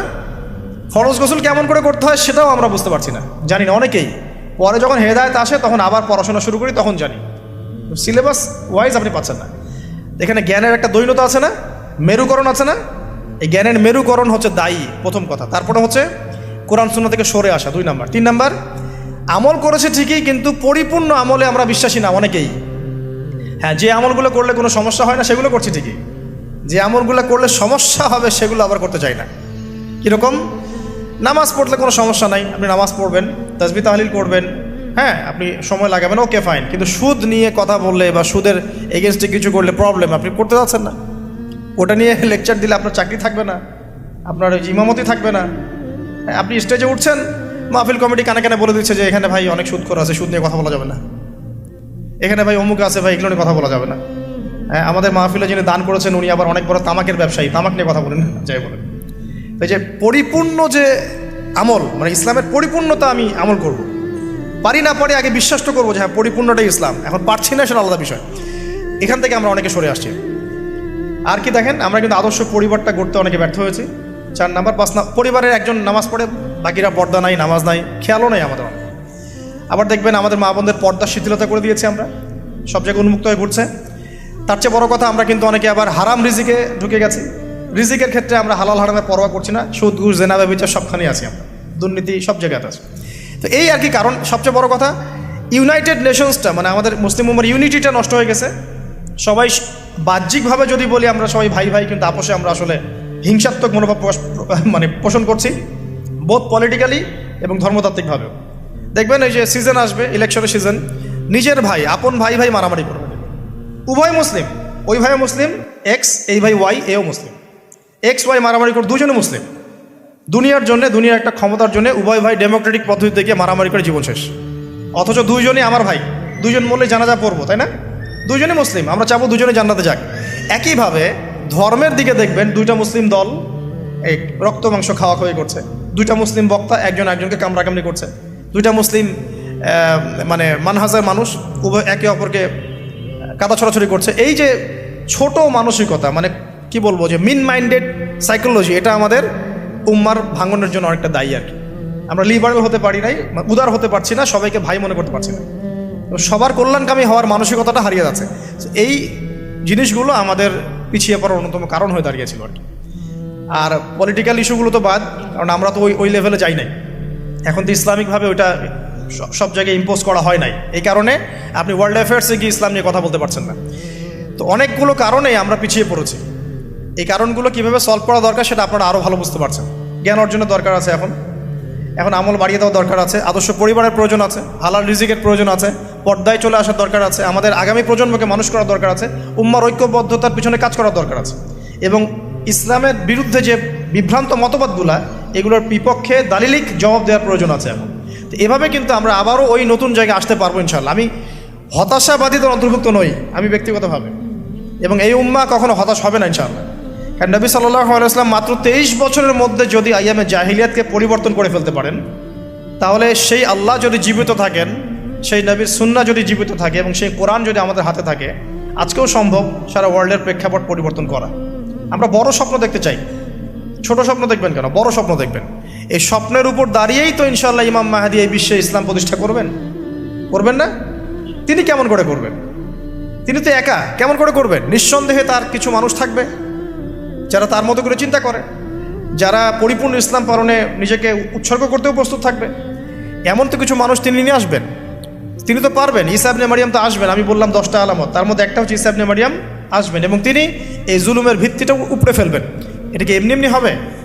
অনেক ত্যাগ হবে, অনেক তিতিক্ষা হবে, অনেক পরিশ্রম হবে, হ্যাঁ, তাদের ইফোর্ট থাকবে। সারা বিশ্বের মধ্যে ইসলামটা আল্লাহ যাদেরকে পছন্দ করবেন তাদের মধ্যে দিয়ে ছড়িয়ে দিবেন। একবার না একবার কিন্তু এটা হবেই। আমরা জানি আসন্ন সময়গুলো তাদের বিশ্বকে ডমিনেট করার সময়, কিন্তু তারপরে একটা যুগ আসবে যেই যুগে ইসলামের সোনালী সকাল কিন্তু আবারও দেখা যাবে ইনশাআল্লাহ। মুসা আলাইহিস সালাম বলছেন, হ্যাঁ আমি জ্ঞানী মানুষ। আল্লাহ পাক ধরলেন, না তুমি সবচেয়ে বেশি জ্ঞানী মানুষ নও। মুসা আলাইহিস সালামের উপরে কি নাযিল হয়েছিল? তাওরাত। আল্লাহ পাক তার সাথে কথা বলেন নাই? বলেছিলেন? তুর পাহাড়ে তিনি আগুন দেখেছিলেন, আল্লাহ পাক কথা বলেছিলেন না? কালিমুল্লাহ বলা হয়। মুসা আলাইহিস সালামকে বিশাল একটা গোত্রের দায়িত্ব দেওয়া হয়েছিল, বনু ইসরাইল। এবং কোরআন খুললে আপনি প্রত্যেকটা জায়গায় দেখবেন মুসা আর ফেরাউন, মুসা আর ফেরাউন, তাই নয় কি? এত বড় একজন জলিল এবং কাদের নবী, আল্লাহ পাক তাকে বলছেন, না তুমি সবচেয়ে জ্ঞানী মানুষ নও। তিনি প্রশ্ন করছেন, তাহলে কে সেই জ্ঞানী মানুষ? মাহফিল অ্যাপ, একজন মুসলিম হিসেবে মাহফিল অ্যাপ ব্যবহার করা আমাদের ইমানি দায়িত্ব। তিনি অস্থির হয়ে যাচ্ছেন, আল্লাহ আমি তার সাথে দেখা করতে চাই, I want to meet him, আমি তার সাথে দেখা করতে চাই। সে কোথায়? প্রয়োজনে তার সাথে দেখা করতে যদি আমাকে যুগ যুগ ধরে চলতে হয়, রাস্তায় হাঁটতে হয়, তাও হাঁটবো। কথা বুঝতে পারছেন? আল্লাহ পাক বললেন, ঠিক আছে, মাজমাউল বাহরাইন, দুই সাগরের মিলনস্থল বলে একটা কথা আছে। মাজমাউল বাহরাইন, দুই সমুদ্র যেখানে মিলে গেছে, সেখানে তুমি আমার ওই বান্দাকে পাবে। তার নাম হচ্ছে খিদির। কি নাম? খিদির। খিদির মানে হচ্ছে শ্যামল বা সবুজ। একটা বর্ণনা এসেছে, খিদির আলাইহিস সালাম যেখানে বসতেন সেই জায়গাটা সবুজ হয়ে যেত। এখন এই ব্যাখ্যাটা বাহ্যিকভাবে হতে পারে, এটা ইন্টারপ্রিটেশনও করা যেতে পারে। আল্লাহ ভালো জানেন কোনটা ব্যাখ্যা সঠিক। বাহ্যিকভাবেই সব সবুজ হয়ে যেত, নাকি তার জ্ঞানের আলোতে অজ্ঞতা দূর হয়ে সব সবুজ হতো, আল্লাহ ভালো জানেন। তো ব্যাখ্যার একটা সুযোগ আছে। তো তিনি সেখানে গেলেন, তার সাথে একজন সঙ্গীকে নিয়েছেন, তার নাম হচ্ছে ইউশা বিন নুন, একজন যুবক, তরুণ যুবক। তারা দুজন পথ চলছেন। চলতে চলতে চলতে চলতে তারা একটা জায়গায় গিয়ে পথটা ভুল করলেন। একটা জায়গার কথা বলে দেওয়া ছিল, এই জায়গায় গেলে তোমার থলির মধ্যে যে মাছ আছে, মাছ, মৃত একটা মাছ, এটা জীবিত হয়ে সমুদ্রে লাফ দিবে। যখনই লাফ দিবে ওই জায়গায় তুমি তাকে পাবে। কাকে পাবে? খিদর আলাইহিস সালামকে। তো তিনি সেখান থেকে একটু দূরে চলে গিয়েছিলেন। এই যে পথ তিনি ভুল করলেন কিছু দূর, এটা সূরা কাহফের মধ্যে আছে শেষের দিকে। আমি প্রত্যেকটা লাইন বাই লাইন পড়লে এখানে 12টা বাজবে। তো আমি ফিল করছি জিনিসটা এইভাবে যে জীবনে চলার পথে আমাদের গন্তব্য যদি ঠিক না থাকে তাহলে আমরা খুব সহজেই ক্লান্ত হয়ে পড়বো। আর আমার কথা কি বুঝতে পারছেন? জীবনে চলার পথে আমাদের গন্তব্য যদি ঠিক না হয় আমরা খুব সহজেই ক্লান্ত হয়ে পড়ব। আমাদের গন্তব্য কি? এই গন্তব্য যদি ঠিক না থাকে, যাদের গন্তব্য দুনিয়া, যাদের গন্তব্য বাড়ি গাড়ি, স্ট্যাটাস, প্রতিপত্তি, পলিটিক্যাল পাওয়ার, যাদের গন্তব্য হচ্ছে জাস্ট দুনিয়ার মোহ, তারা খুব সহজেই ক্লান্ত হয়ে পড়বেন। কিন্তু আল্লাহর পথে যারা পথযাত্রী, যাদের গন্তব্য জান্নাত, তারা কখনো ক্লান্ত হয় না। কখনো ক্লান্ত হয়? একবার শেষ বয়সে বৃদ্ধ হয়ে গেছে আলেম, বৃদ্ধ হয়ে গেছেন মুহাদ্দিস, মুফাসসির, এখনো দেখবেন যে সিংহের মতো বক্তব্য দিচ্ছে, দেখেন না? তো এই বিষয়টা আমি ফিল করেছি। সামনে যাই, তো তিনি তাকে পেলেন। যখন রাস্তা ভুল করেছেন তখন তার স্মরণ হচ্ছে, আরে মাছ তো নাই, মাছ কোথায় গেল? তখন ইউশা বিন নুন বলছেন, মাছ তো আগেই লাফ দিয়ে নদীতে সমুদ্রে চলে গেছে। তখন তিনি বলছেন, ওইটাই তো সেই জায়গা ছিল যেখানে তাকে পাওয়া যাবে, চলো। আবার তিনি ব্যাক করে সঠিক জায়গায় আসলেন। এবার তার গায়ে অনেক শক্তি। সঠিক জায়গায় এসে দেখলেন, হ্যাঁ, একটা পাথরের উপরে, সাখরা বলে, পাথর খণ্ড, এর উপরে খিদর আলাইহিস সালাম বসে আছেন। কে বসে আছেন? খিদর আলাইহিস সালাম। এবং তিনি তাকে সালাম দিলেন, আসসালামু আলাইকুম ওয়া রাহমাতুল্লাহ। তো খিদর আলাইহিস সালাম বলছেন, ওয়ালাইকুম আসসালাম ওয়া রাহমাতুল্লাহ। এই জনমানব শূন্য জায়গায় সালাম কোত্থেকে আসলো? তখন মূসা আলাইহিস সালাম বলছেন যে, আমি মূসা। আমি কে? মূসা। খিদর আলাইহিস সালাম বলছেন, তুমি কি বনু ইসরাঈলের মূসা? তিনি বলছেন, আমি একটু পড়ে শোনাই। ক্বালা লাহু মূসা, মূসা আলাইহিস সালাম তাকে বলছেন, হাল আত্তাবিউকা আলা আন তুআল্লিমানি মিম্মা উল্লিমতা রুশদা। মূসা আলাইহিস সালাম তাকে বলছেন, হে খিদর আলাইহিস সালাম, আমি কি আপনার অনুসরণ করতে পারি এই শর্তে যে আল্লাহ আপনাকে যা শিক্ষা দিয়েছেন সেখান থেকে আমাকে কিছু শেখাবেন? স্টুডেন্টের মতো আসলেন। এবার খিদর আলাইহিস সালাম কি বলছেন? ইন্নাকা লা তাস্তাতিআ মাইয়া সাবরা। আমি তো শেখাতে চাই, কিন্তু তুমি তো আমার সাথে সবর করতে পারবে না। কি পারবে না? তুমি আমার সাথে ধৈর্য ধরতে পারবে না। একজন টিচার কি কখনো এমন কথা বলে স্টুডেন্টকে? কোন পর্যায়ের জ্ঞান, হিকমা, প্রজ্ঞা, আধ্যাত্মিকত্ব থাকলে একজন মানুষ আগে থেকেই বলতে পারে যে তুমি তো আমার সাথে সবর করতে পারবে না? তিনি বলছেন, ওয়া কাইফা তাসবিরু মা লাম তুহিত বিহি খুবরা। তুমি কেমন করে সবর করবে যে তোমাকে তো এই বিষয়ে কোনো খবরই দেয়া হবে না? ক্বালা সাতাজিদুনি ইনশাআল্লাহু সাবিরান ওয়া লা আ'সি লাকা আমরা। মূসা আলাইহিস সালাম বলছেন, ইনশাআল্লাহ আপনি আমাকে ধৈর্যশীল পাবেন এবং আমি আপনার কাজে কোনো রকমের ভ্যাটও দিব না, বাধা দিব না। আপনি করেন যা ইচ্ছা, আমি আপনার কাজে কোনো বাধা দিব না। আচ্ছা, এবার তারা চলতে লাগলেন। ওকে, তিনি বললেন, ক্বালা ফাইনিত্তাবা'তানি ফালা তাসআলনি আন শাই। খিদর আলাইহিস সালাম বলছেন, তুমি যদি আমাকে ফলো করতেই চাও তাহলে আমাকে কোনো প্রশ্ন করতে পারবে না। আমি যা করব চুপচাপ দেখতে হবে, পরে আমি তোমাকে জানিয়ে দেব, কিন্তু তোমার কোনো প্রশ্ন করা চলবে না। এমন করে টিচার দেখেছেন? ছাত্রকে বলে প্রশ্ন করতে পারবে না, যা পড়াচ্ছি পড়ো, যা বোঝাচ্ছি বুঝো, যেমনে চালাচ্ছি চলো। পৃথিবীর সবচেয়ে জ্ঞানী মানুষ কে? খিদর আলাইহিস সালাম। এবার চলছেন, ফানতালাকা, তারা দুজন চলতে লাগলেন, হাত্তা ইযা রাকিবা ফিস সাফিনা খারাকাহা। আমি শর্ট করে বলছি। তারা চলতে লাগলেন একটা নৌকা, এই নৌকায় করে তারা একটা নদী পার হলেন। এই নৌকার যে মাঝি বিনা পারিশ্রমিকেই তাদেরকে পার করালো। কিনারায় যাওয়ার আগেই খিদর আলাইহিস সালাম নৌকার তলদেশটা ফুটা করে ফেললেন। কাজটা কি ঠিক হলো? বিনামূল্যে একজন আমাকে সার্ভিস দিল এবং খিদর আলাইহিস সালাম তার তলদেশ ফুটা করে ফেললেন। মূসা আলাইহিস সালাম এবার দেখে বলছেন যে, আপনি এটা কি করলেন? লাকাদ জি'তা শাইআন ইমরা। আপনি একটা জঘন্য কাজ করে ফেললেন। যারা আমাদের এত উপকার করলো আপনি তার তলদেশ ফুটা করে ফেললেন। এবার খিদর আলাইহিস সালাম বলছেন, আমি তো বলেছিলাম, আলাম আকুল লাক, আমি তোমাকে কি বলি নাই, ইন্নাকা লা তাস্তাতিআ মাইয়া সাবরা, তুমি আমার সাথে সবর করতে পারবে না। এবার মূসা আলাইহিস সালাম বলছেন যে, ঠিক আছে, লা তুআখিযনি বিমা নাসিত ওয়া লা তুরহিকনি মিন আমরি উসরা। আমি যেটা ভুলে গিয়েছিলাম এই বিষয়ে আমাকে আর পাকড়াও করেন না, এরপর থেকে আমি আর কোনো সমস্যা করব না ইনশাআল্লাহ। ঠিক আছে। আবার তারা চললেন। চলতে পথে এবার একটা বালকের দেখা, ছোট। ফানতালাকা হাত্তা ইযা লাকিয়া গুলামান ফাকাতালা। এবার তারা চলতে গিয়ে একটা গোলাম, মানে কি ছোট বালককে গোলাম বলে না, জান্নাতে গেলমান থাকবে না, ছোট ছোট বাচ্চারা, গোলাম, তাকে ডেকে নিয়ে এসে খিদর আলাইহিস সালাম, এটা তো নৌকা ফুটা করাকেই তিনি চ্যালেঞ্জ করলেন, এবার তো বাচ্চাকে ফুটা করে ফেলেছে। এবার তিনি বলছেন যে সুবহানাল্লাহ, ক্বালা আকাতালতা নাফসান যাকিয়াতান বিগাইরি নাফস লাকাদ জি'তা শাইআন নুকরা। আপনি নিষ্পাপ একটা নিষ্পাপ পবিত্র একটা বাচ্চাকে এভাবে হত্যা করে ফেললেন, আপনি তো একটা জঘন্য অপরাধ করে ফেললেন। কে বলছেন এই কথা? মুসা আলাইহিস সালাম। আবার তিনি বলছেন ক্বালা আলাম আকুল লাকা ইন্নাকা লা তাসতাতি'আ মা'ইয়া সাবরা, আমি কি তোমাকে বলি নাই তুমি আমার সাথে সবর করতে পারবে না? শেষবারের মতো ক্বালা ইন সাআলতুকা আন শাইইন বা'দাহা ফালা তুসাহিবনি, এরপর যদি আমি আরেকটা কোশ্চেন করেছি তাহলে আমাকে আর সাথে নিয়েন না। কে বলছে কথা? মুসা আলাইহিস সালাম, যিনি বলছেন আমি জ্ঞানী মানুষ, যার উপর তাওরাত নাযিল হচ্ছে। এবার ফানতালাকা, তারা চললেন, হাত্তা ইযা আতায়া আহলা ক্বারিয়াতিন ইসতাতআমা আহলাহা ফাআবাউ আন ইউদাইফুহুমা ফাওয়াজাদা ফিহা জিদারান ইউরিদু আন ইয়ানকাদ্দা ফাআকামা ক্বালা লাউ শি'তা লাত্তাখাযতা আলাইহি আজরা। ঘটনা হচ্ছে এই যে তারা এবার চলতে পথে একটা গ্রামে প্রবেশ করলেন, গ্রামের লোকজনের কাছে মেহমানদারি চাইলেন, পানি, খাবার, নাস্তা পানি কিছু হবে? কোনো মেহমানদারি পেলেন না। অনেকটা আমাদের দ্য সিটি অফ আখিরুজ্জামানের মতো আর কি, আমাদের হচ্ছে পশ্চিমা সভ্যতার যে বস্তুবাদী জীবন ব্যবস্থা, প্রতিবেশীকে খোঁজ নেওয়ার সময় নাই, ভিক্ষুক আসলে মাফ করো মাফ করো। আচ্ছা না, এখন কি মানুষের উপকার করতে খুব বেশি পছন্দ করে? সত্যি কথা বলেন দেখি, বেশিরভাগ মানুষই কি এখন মানুষের উপকার করতে পছন্দ করে? বরং বাসায় মেহমান আসলে মানুষ বিরক্ত হয়। বাসায় মেহমান আসলে কি হয়? মানুষ বিরক্ত হয়, মুখে না বললেও মনে মনে বিরক্ত হচ্ছে, কবে যাবে? বাসায় গেলে জিজ্ঞাসা করে খেয়ে আসছেন না, গিয়ে খাবেন, জিজ্ঞেস করে না? তো মানুষ কিন্তু এখন বস্তুবাদী। এই যে গ্রামটা ছিল এমনই হয়তো বা, সেই গ্রামের মানুষ খাবার দিচ্ছে না, সিম্পল একটা একটা সৌজন্যবোধ যে খাবার পানিতে আপ্যায়ন করছে না। কিন্তু খিদির আলাইহিস সালাম দেখলেন ওই গ্রামের কোনো একটা বাসার একটা দেয়াল পড়ে গেছে, ধসে গেছে। এই দেয়ালটাকে তিনি নিজের হাতে পুরো নির্মাণ করে শক্ত একটা জায়গায় নিয়ে গেলেন। এটা দেখে মুসা আলাইহিস সালাম বলছেন, আপনি চাইলে কিছু আজর বা প্রতিদান নিতে পারতেন, কিছু পারিশ্রমিক নিতে পারতেন। মেহমানদারি করলো না, কিছু পারিশ্রমিক নিলে আমরা কিছু কিনে খেতে পারতাম।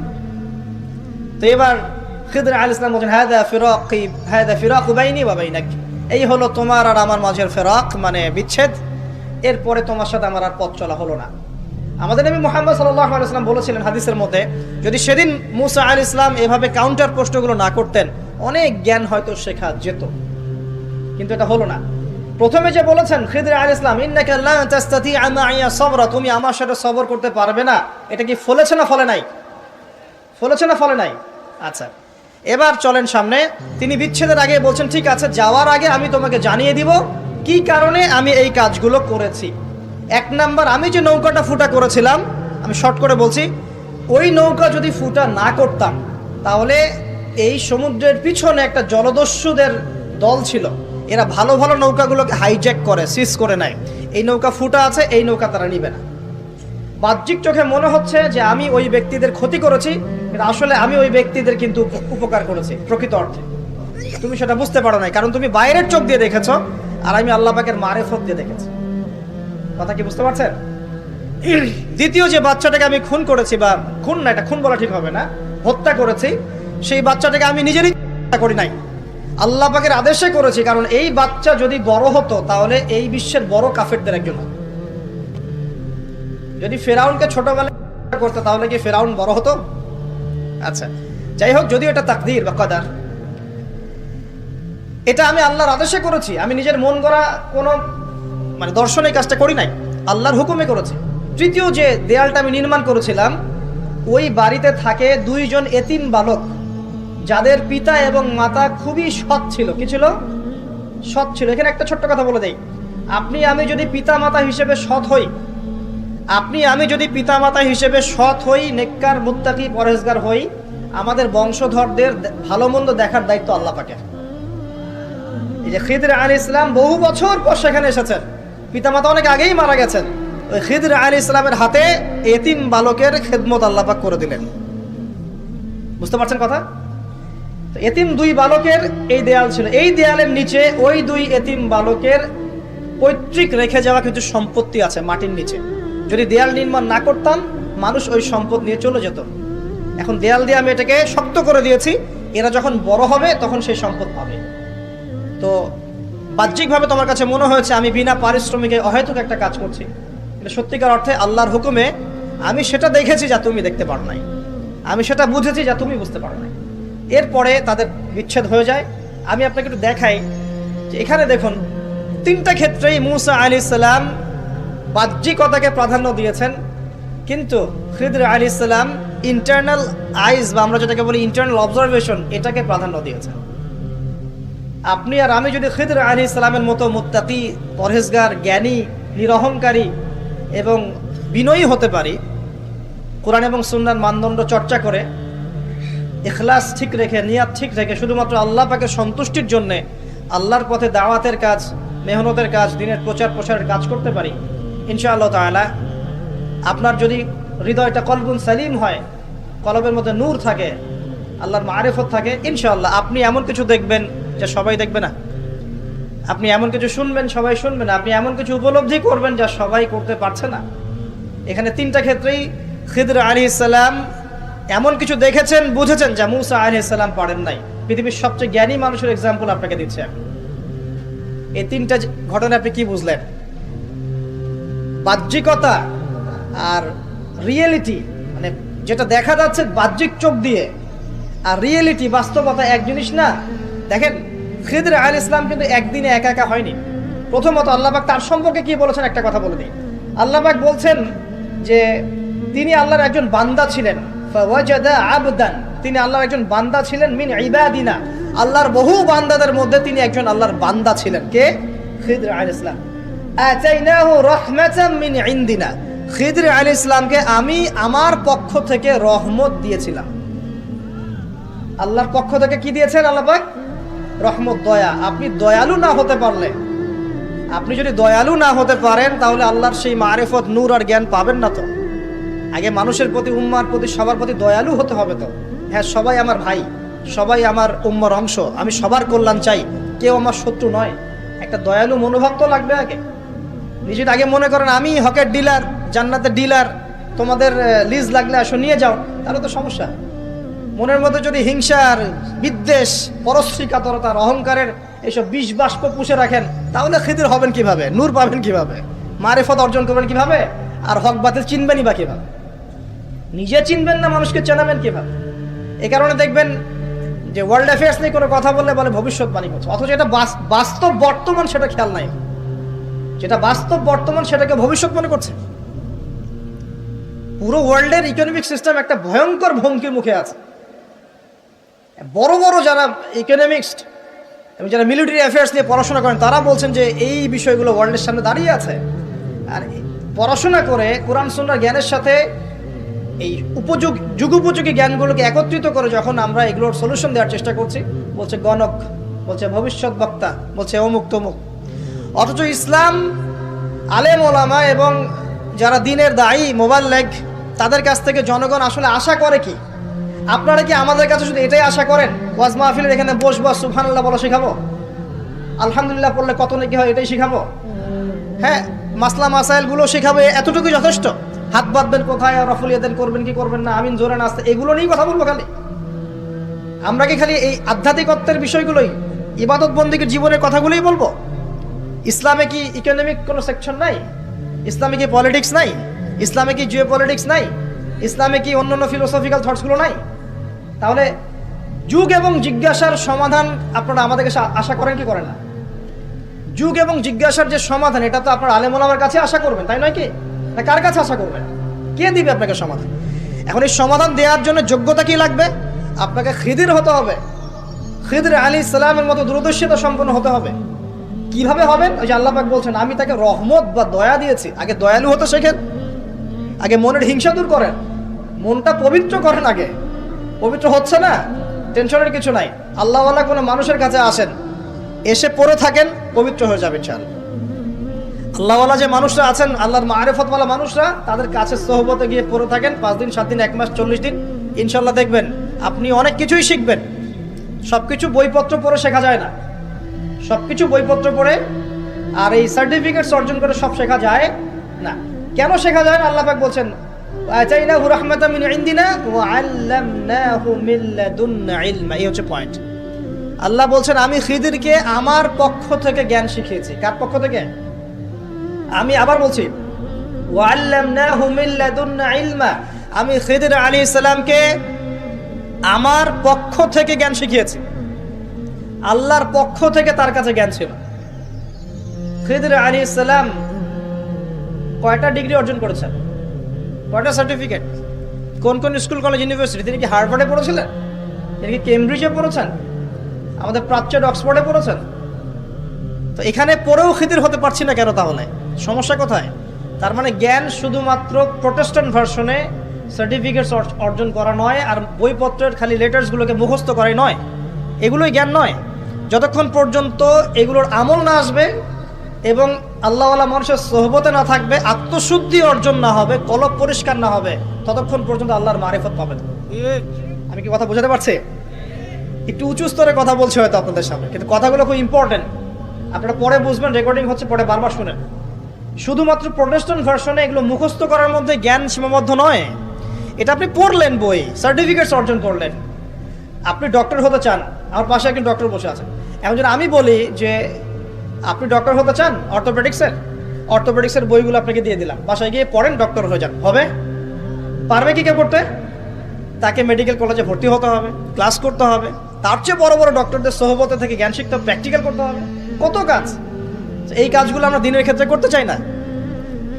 আমি একটা বিষয়ের দিকে ফোকাস করছি, খিদির না হতে পারলে সে জামানায় টেকা যাবে না। কারণ এই জামানা রিয়েলিটি আর বাস্তবতার মধ্যে কোনো মিল নাই। দূরদর্শিতা লাগবে, চিন্তা হবে, চিন্তা হলে নূর লাগবে। ওই যে বললাম, নূর আপনাকে অন্ধকার জাহিলিয়াতে আলোর পথ দেখাবে, অন্ধকার থেকে আলোর পথ দেখাবে ইনশাআল্লাহ। তো প্রথমে লাগবে জ্ঞান, দয়া, একটা কলবুন সালিম, প্রশান্ত হৃদয়, আল্লাহ পাকের মারিফত এবং আল্লাহর নূর। অর্জন হবে কিভাবে? প্রথমে আপনি জ্ঞান অর্জন করে আমল করবেন, এরপর আল্লাহওয়ালা মানুষের কাছে থাকবেন, তাদের সাথে সম্পর্ক রাখবেন।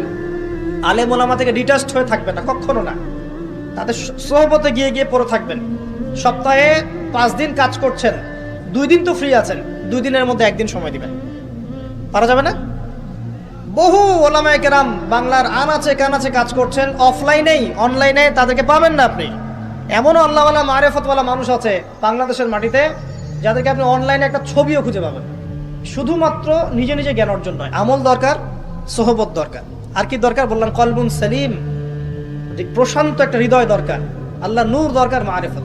এরপরে দেখবেন আপনি এমন কিছু দেখছেন, শুনছেন, বুঝতে পারছেন যেটা সবাই পারবে না। এখানে দেখেন 3টা ক্ষেত্রেই খিদির আলাইহিস সালাম কি সঠিক না ভুল? সঠিক না ভুল? আচ্ছা, এখন তার কাজগুলোকে মূসা আলাইহিস সালামের কাছে কি মনে হচ্ছিল? সঠিক না ভুল? ভুল। এই জামানাটা সেই জামানা যে জামানায় আপনি দেখবেন সত্য মিথ্যার মানদণ্ড উল্টে গেছে। আমানতদারকে খেয়ানতকারী বলা হচ্ছে, খেয়ানতকারীকে আমানতদার বলা হচ্ছে। প্রচন্ড রকম উগ্র একজন মানুষকে আপনি বলছেন ভালো মানুষ, কিন্তু একজন ভালো মানুষকে আপনি বলছেন উগ্র। প্রচন্ড রকম জালেম একটা সভ্যতাকে আপনি বলছেন একদম বিশ্বের সবচেয়ে উন্নত সভ্যতা, আদতে তারা বিশ্বের সবচেয়ে নিকৃষ্ট সভ্যতা। বাহ্যিকভাবে আপনি দেখছেন ইকোনমিক প্রোগ্রেস, আসলে দেখছেন ধসে যাচ্ছে। বাস্তবতা হচ্ছে এটা ধসে যাচ্ছে। আপনি দেখছেন নারীর অধিকার একদম, আদতে নারীরা জাহান্নামী হচ্ছে বেশি বেশি। বাহ্যিকভাবে দেখছেন যে পোশাক চেঞ্জ হয়ে যাচ্ছে, ছেলের পোশাক মেয়ে, মেয়ের পোশাক ছেলে, তাই না? এটা শুধু বাহ্যিক পোশাকেই হচ্ছে না, এটা আপনার সমাজের ফাংশনাল রোলটাও চেঞ্জ হচ্ছে। সমাজের ফাংশনাল রোলের মধ্যে মেয়ে ছেলের জায়গায় আসছে, ছেলে মেয়ের জায়গায় আছে। ভিতর থেকে দেখা শেখেন, আপনি ভিতর থেকে দেখা শেখেন। দেখছি আমরা উম্মার জন্য অনেক কিছু করে ফেলছি, কিন্তু আদতে আমরা এখন ঐক্যবদ্ধই হতে পারছি না। আমরা সবাই মিলে একটা জায়গায় আসতেই পারছি না এখনো। ছোটখাটো বিষয়গুলোকে নিয়ে অনলাইন অফলাইন গরম করে রেখে দিচ্ছে একেবারে, তাই না?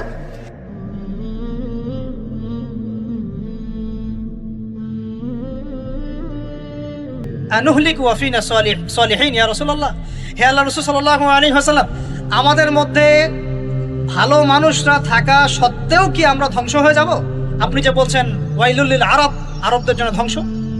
নবীজি বলছেন নাম, হ্যাঁ নাম, হ্যাঁ ধ্বংস হয়ে যাবে। ইযা কাসুরাতিল খাবাস, যখন নগ্নতা, বেহায়াপনা, অশ্লীলতা সমাজে রন্ধ্রে রন্ধ্রে ছড়িয়ে পড়বে, তখন আলেম জালেম সব ধ্বংস হবে। এই হাদিসটা অকাট্য হাদিস বুখারী মুসলিমের, মানে এটা সহি, এটা বিষয়ে কোনো সন্দেহ নেই।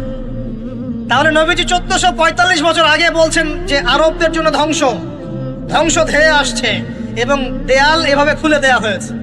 কাদের দেয়াল? ইয়াজুজ আর মাজুজ। আর ইয়াজুজ আর মাজুজের সাথে আরবদের ধ্বংসকে সম্পর্কিত করা হলো না? ইয়াজুজ আর মাজুজের সাথে আরবদের ধ্বংসকে সম্পৃক্ত করা হলো এবং বেহায়াপনাকে সম্পৃক্ত করা হলো। সরি, তাই না? বুঝতে পারছেন? আরব জাতির ধ্বংসের সাথে ইয়াজুজ মাজুজকে কানেক্টেড করা হলো এবং অশ্লীলতাকে, কি বলেন, অশ্লীলতাকে কানেক্টেড করা হলো। এখন আপনি চিন্তা করে দেখেন, সারা বিশ্বে পর্নোগ্রাফি কারা ছড়িয়ে দিয়েছে? বলেন বলেন দেখি। কি বেহায়াপনা না? সমাজের যখন সমাজের রন্ধ্রে রন্ধ্রে বেহায়াপনা ছড়িয়ে পড়বে, ছড়িয়ে পড়ে নাই? মিলান, হাদিসটা মিলান। সমাজের এই মেয়েদের এই যে ফ্যামিলিস্ট রেভলিউশন কারা ছড়িয়ে দিয়েছে? ফ্যামিলিস্ট রেভলিউশন কারা ছড়িয়ে দিয়েছে? ওরা। সমাজে মেয়ে ছেলে একসাথে চলবে একই পোশাকে কারা ছড়িয়ে দিয়েছে? সমাজে মেয়েদের বেপর্দায় চলার এই সংস্কৃতি কারা ছড়িয়ে দিয়েছে? মাদক আর সুদের সংস্কৃতি কারা ছড়িয়ে দিয়েছে? জেনা, ব্যভিচার, পর্নোগ্রাফি, এগুলো কারা ছড়িয়ে দিয়েছে? পৃথিবীর এমন কোন রাষ্ট্র বাকি রাখে নাই তারা এগুলো ছড়াতে, এমন কোন রাষ্ট্র বাকি নেই। তাহলে সব জায়গায় ছড়িয়ে পড়বে না ইয়াজুজ মাজুজের ফিতনা?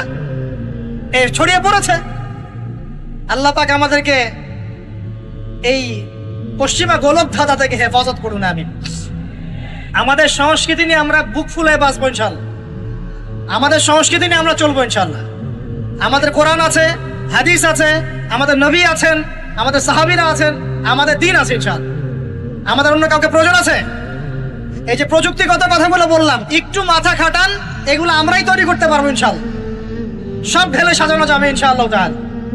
আল্লাহ পাক আমাদেরকে বোঝার তৌফিক দান করুন। তাহলে 1 নাম্বার কি বলেছিলাম ভাই? ইলম অর্জন। 2 নাম্বার ইলম অনুযায়ী আমল। আর এই আমলটাকে শুধু ব্যক্তি জীবনে না, জীবনের সব ক্ষেত্রে আল্লাহ কবুল করুন। 3 নাম্বার নিজের পরিবারের যত্ন নিন। নিজের ইলম অর্জন করেছেন, আমল করছেন, এখন অনেক বড় বড় কথা অনেকে বলবে, আগে পরিবার ঠিক করেন। আগে কি করবেন? ব্যাস, পরিবার বলতে আপনার স্ত্রী সন্তান। কারণ বাবা মাকে দাওয়াত দেওয়া যাবে, বাবা মাকে গালমন্দ করা যাবে না, বকাঝকা করা যাবে না। বাবা নামাজ পড়েন, আপনি কি মাইর দিতে পারবেন? মা নামাজ পড়েন, আপনি কি মাইর দিতে পারবেন? পারবেন না। তবে এই যুগে কিছু হতভাগা আছে, এরা বাপ মাকে গায়ে হাত তোলে না। এই যুগে এমন কিছু হতভাগা ছেলে মেয়ে জন্ম হয়েছে, আল্লাহ মাফ করুক, এরা পিতা মাতার সাথেও কি জঘন্য আচরণ করে। পিতা মাতা দোয়া নিবেন, যাদের সাথে পিতা মাতার দোয়া থাকে জীবনে সফল হবে ইনশাআল্লাহ। যার সাথে পিতা মাতার দোয়া নাই, অবস্থা খারাপ। আল্লাহ মাফ করুক আমাদেরকে। এখন পরিবার বলতে আপনার স্ত্রী সন্তান প্রথম প্রায়োরিটি পাবে, আর পিতা মাতাকে আপনি দাওয়াত দিবেন, নসিহত করে বোঝানোর চেষ্টা করবেন। আপনার সন্তান যদি 10 বছর বয়সে নামাজ না পড়ে, তখন তাকে আপনি পিটাতে পারবেন, কিন্তু আপনি বাবাকে মারবেন পারবেন? আর পরিবারের কিছু বিষয় এটা আপনি পাবেন প্যারেন্টিং বইয়ের মধ্যে। আর আল্লামা তকি উসমানী দামাত বারাকাতুহু শাইখের একটা কিতাব আছে, ইসলাম ও পারিবারিক জীবন। ইসলাম ও পারিবারিক জীবন, এই বইটা পড়লে আপনি অনেক কিছু জানতে পারবেন। আমি ডিটেলস বলে দেওয়ার সময় পাচ্ছি না আজকে। এক কথায়, পরিবারের মধ্যে তাওহীদ থাকবে, শিরক থাকবে না, ঠিক আছে? পরিবারের মধ্যে সুন্নতের চর্চা থাকবে, কোনো বেদাত থাকবে না। পরিবারে হালাল রিজিক থাকবে, কোনো হারাম ঢুকবে না। পরিবারের বিয়ে করব যখন, দিনদারিতা দেখে মেয়ে চুজ করব, সৌন্দর্য শ্বশুরের টাকা পয়সা দেখে নয়। হ্যাঁ, সৌন্দর্য থাকতে পারে, সৌন্দর্য থাকলে নূরুন আলা নূর, আরো ভালো। কিন্তু যদি মেয়েটা এই যে আমাদের এখনকার সুন্দরী বলতে আপনারা যাদেরকে বোঝেন, নাম নিচ্ছি না, তাদের মতো সুন্দরী নাও হয়, মন খারাপ করার কিচ্ছু নাই। এগুলো সব আর্টিফিশিয়াল সুন্দর। কি সুন্দর? আসল সৌন্দর্য হচ্ছে কলবে। আসল সৌন্দর্য কোথায়? কলবে। আর তাদের কাছে যা আছে আপনার স্ত্রীর কাছে তাই আছে। এমন এক্সট্রা অর্ডিনারি কিছু নাই ওদের কাছে। যা আপনার স্ত্রীর কাছে আছে তা তাদের কাছে সেম জিনিস, সেম। এখানে এত বেশি লোভনীয় হওয়ার কিছু নাই। পর্নোগ্রাফি দেখতে দেখতে মানুষের মাথাটা এমন নষ্ট হয়ে গেছে, নিজের স্ত্রীকে এখন আর ভাল লাগে না, মানুষের বউকে ভাল লাগে, তাই না? এটার একমাত্র কারণ পর্নোগ্রাফি দেখা। যারা পর্নোগ্রাফিতে আসক্ত, আল্লাহ পাকের কাছে তওবা করবেন, বের হয়ে আসবেন, নাহলে আপনি জীবনে কখনো সুখী হতে পারবেন না। আপনি মন থেকে কখনো কনফিডেন্ট থাকতে পারবেন না, সুখী হতে পারবেন না। আল্লাহর সামনে দাঁড়ায় চোখের পানি ফেলতে পারবেন না, চোখটা নষ্ট হয়ে গেছে তো। আল্লাহ পাক আমাদের যুবক ভাই থেকে পণ থেকে হেফাজত করুন। নিজের দৃষ্টি নত রাখবেন, ইনশাআল্লাহ আল্লাহ পাক আপনাকে খাদিজা রাদিয়াল্লাহু আনহার মতো স্ত্রী দিবেন ইনশাআল্লাহ, ইনশাআল্লাহ তাআলা। আল্লাহর প্রতি ভরসা রাখেন, আল্লাহ পাকের কাছে যা চাবেন ইনশাআল্লাহ পাবেন। আল্লাহর প্রতি যে ধারণা রাখবেন আল্লাহ তেমনই হবেন ইনশাআল্লাহ। কেউ যদি ধারণা রাখে আল্লাহ আমার সাথে নাই, আল্লাহ আমাকে দিবে না, আল্লাহ তার সাথে থাকবে না। কে ধারণা রাখে আল্লাহ আমার সাথে আছে, আল্লাহ আমার সাথে আছে, আল্লাহ আমাকে বুঝেন, আল্লাহ আমাকে দিবেন, আল্লাহ অবশ্যই দিবেন ইনশাআল্লাহ। ওয়া মান ইয়াতাওয়াক্কাল আলাল্লাহি ফাহুয়া হাসবুহ, যে ব্যক্তি আল্লাহর প্রতি তাওয়াক্কুল করে আল্লাহ তার জন্য একদম যথেষ্ট হয়ে যাবে। হাসবুনাল্লাহ ওয়া নি'মাল ওয়াকিল, বলেন হাসবুনাল্লাহ ওয়া নি'মাল ওয়াকিল।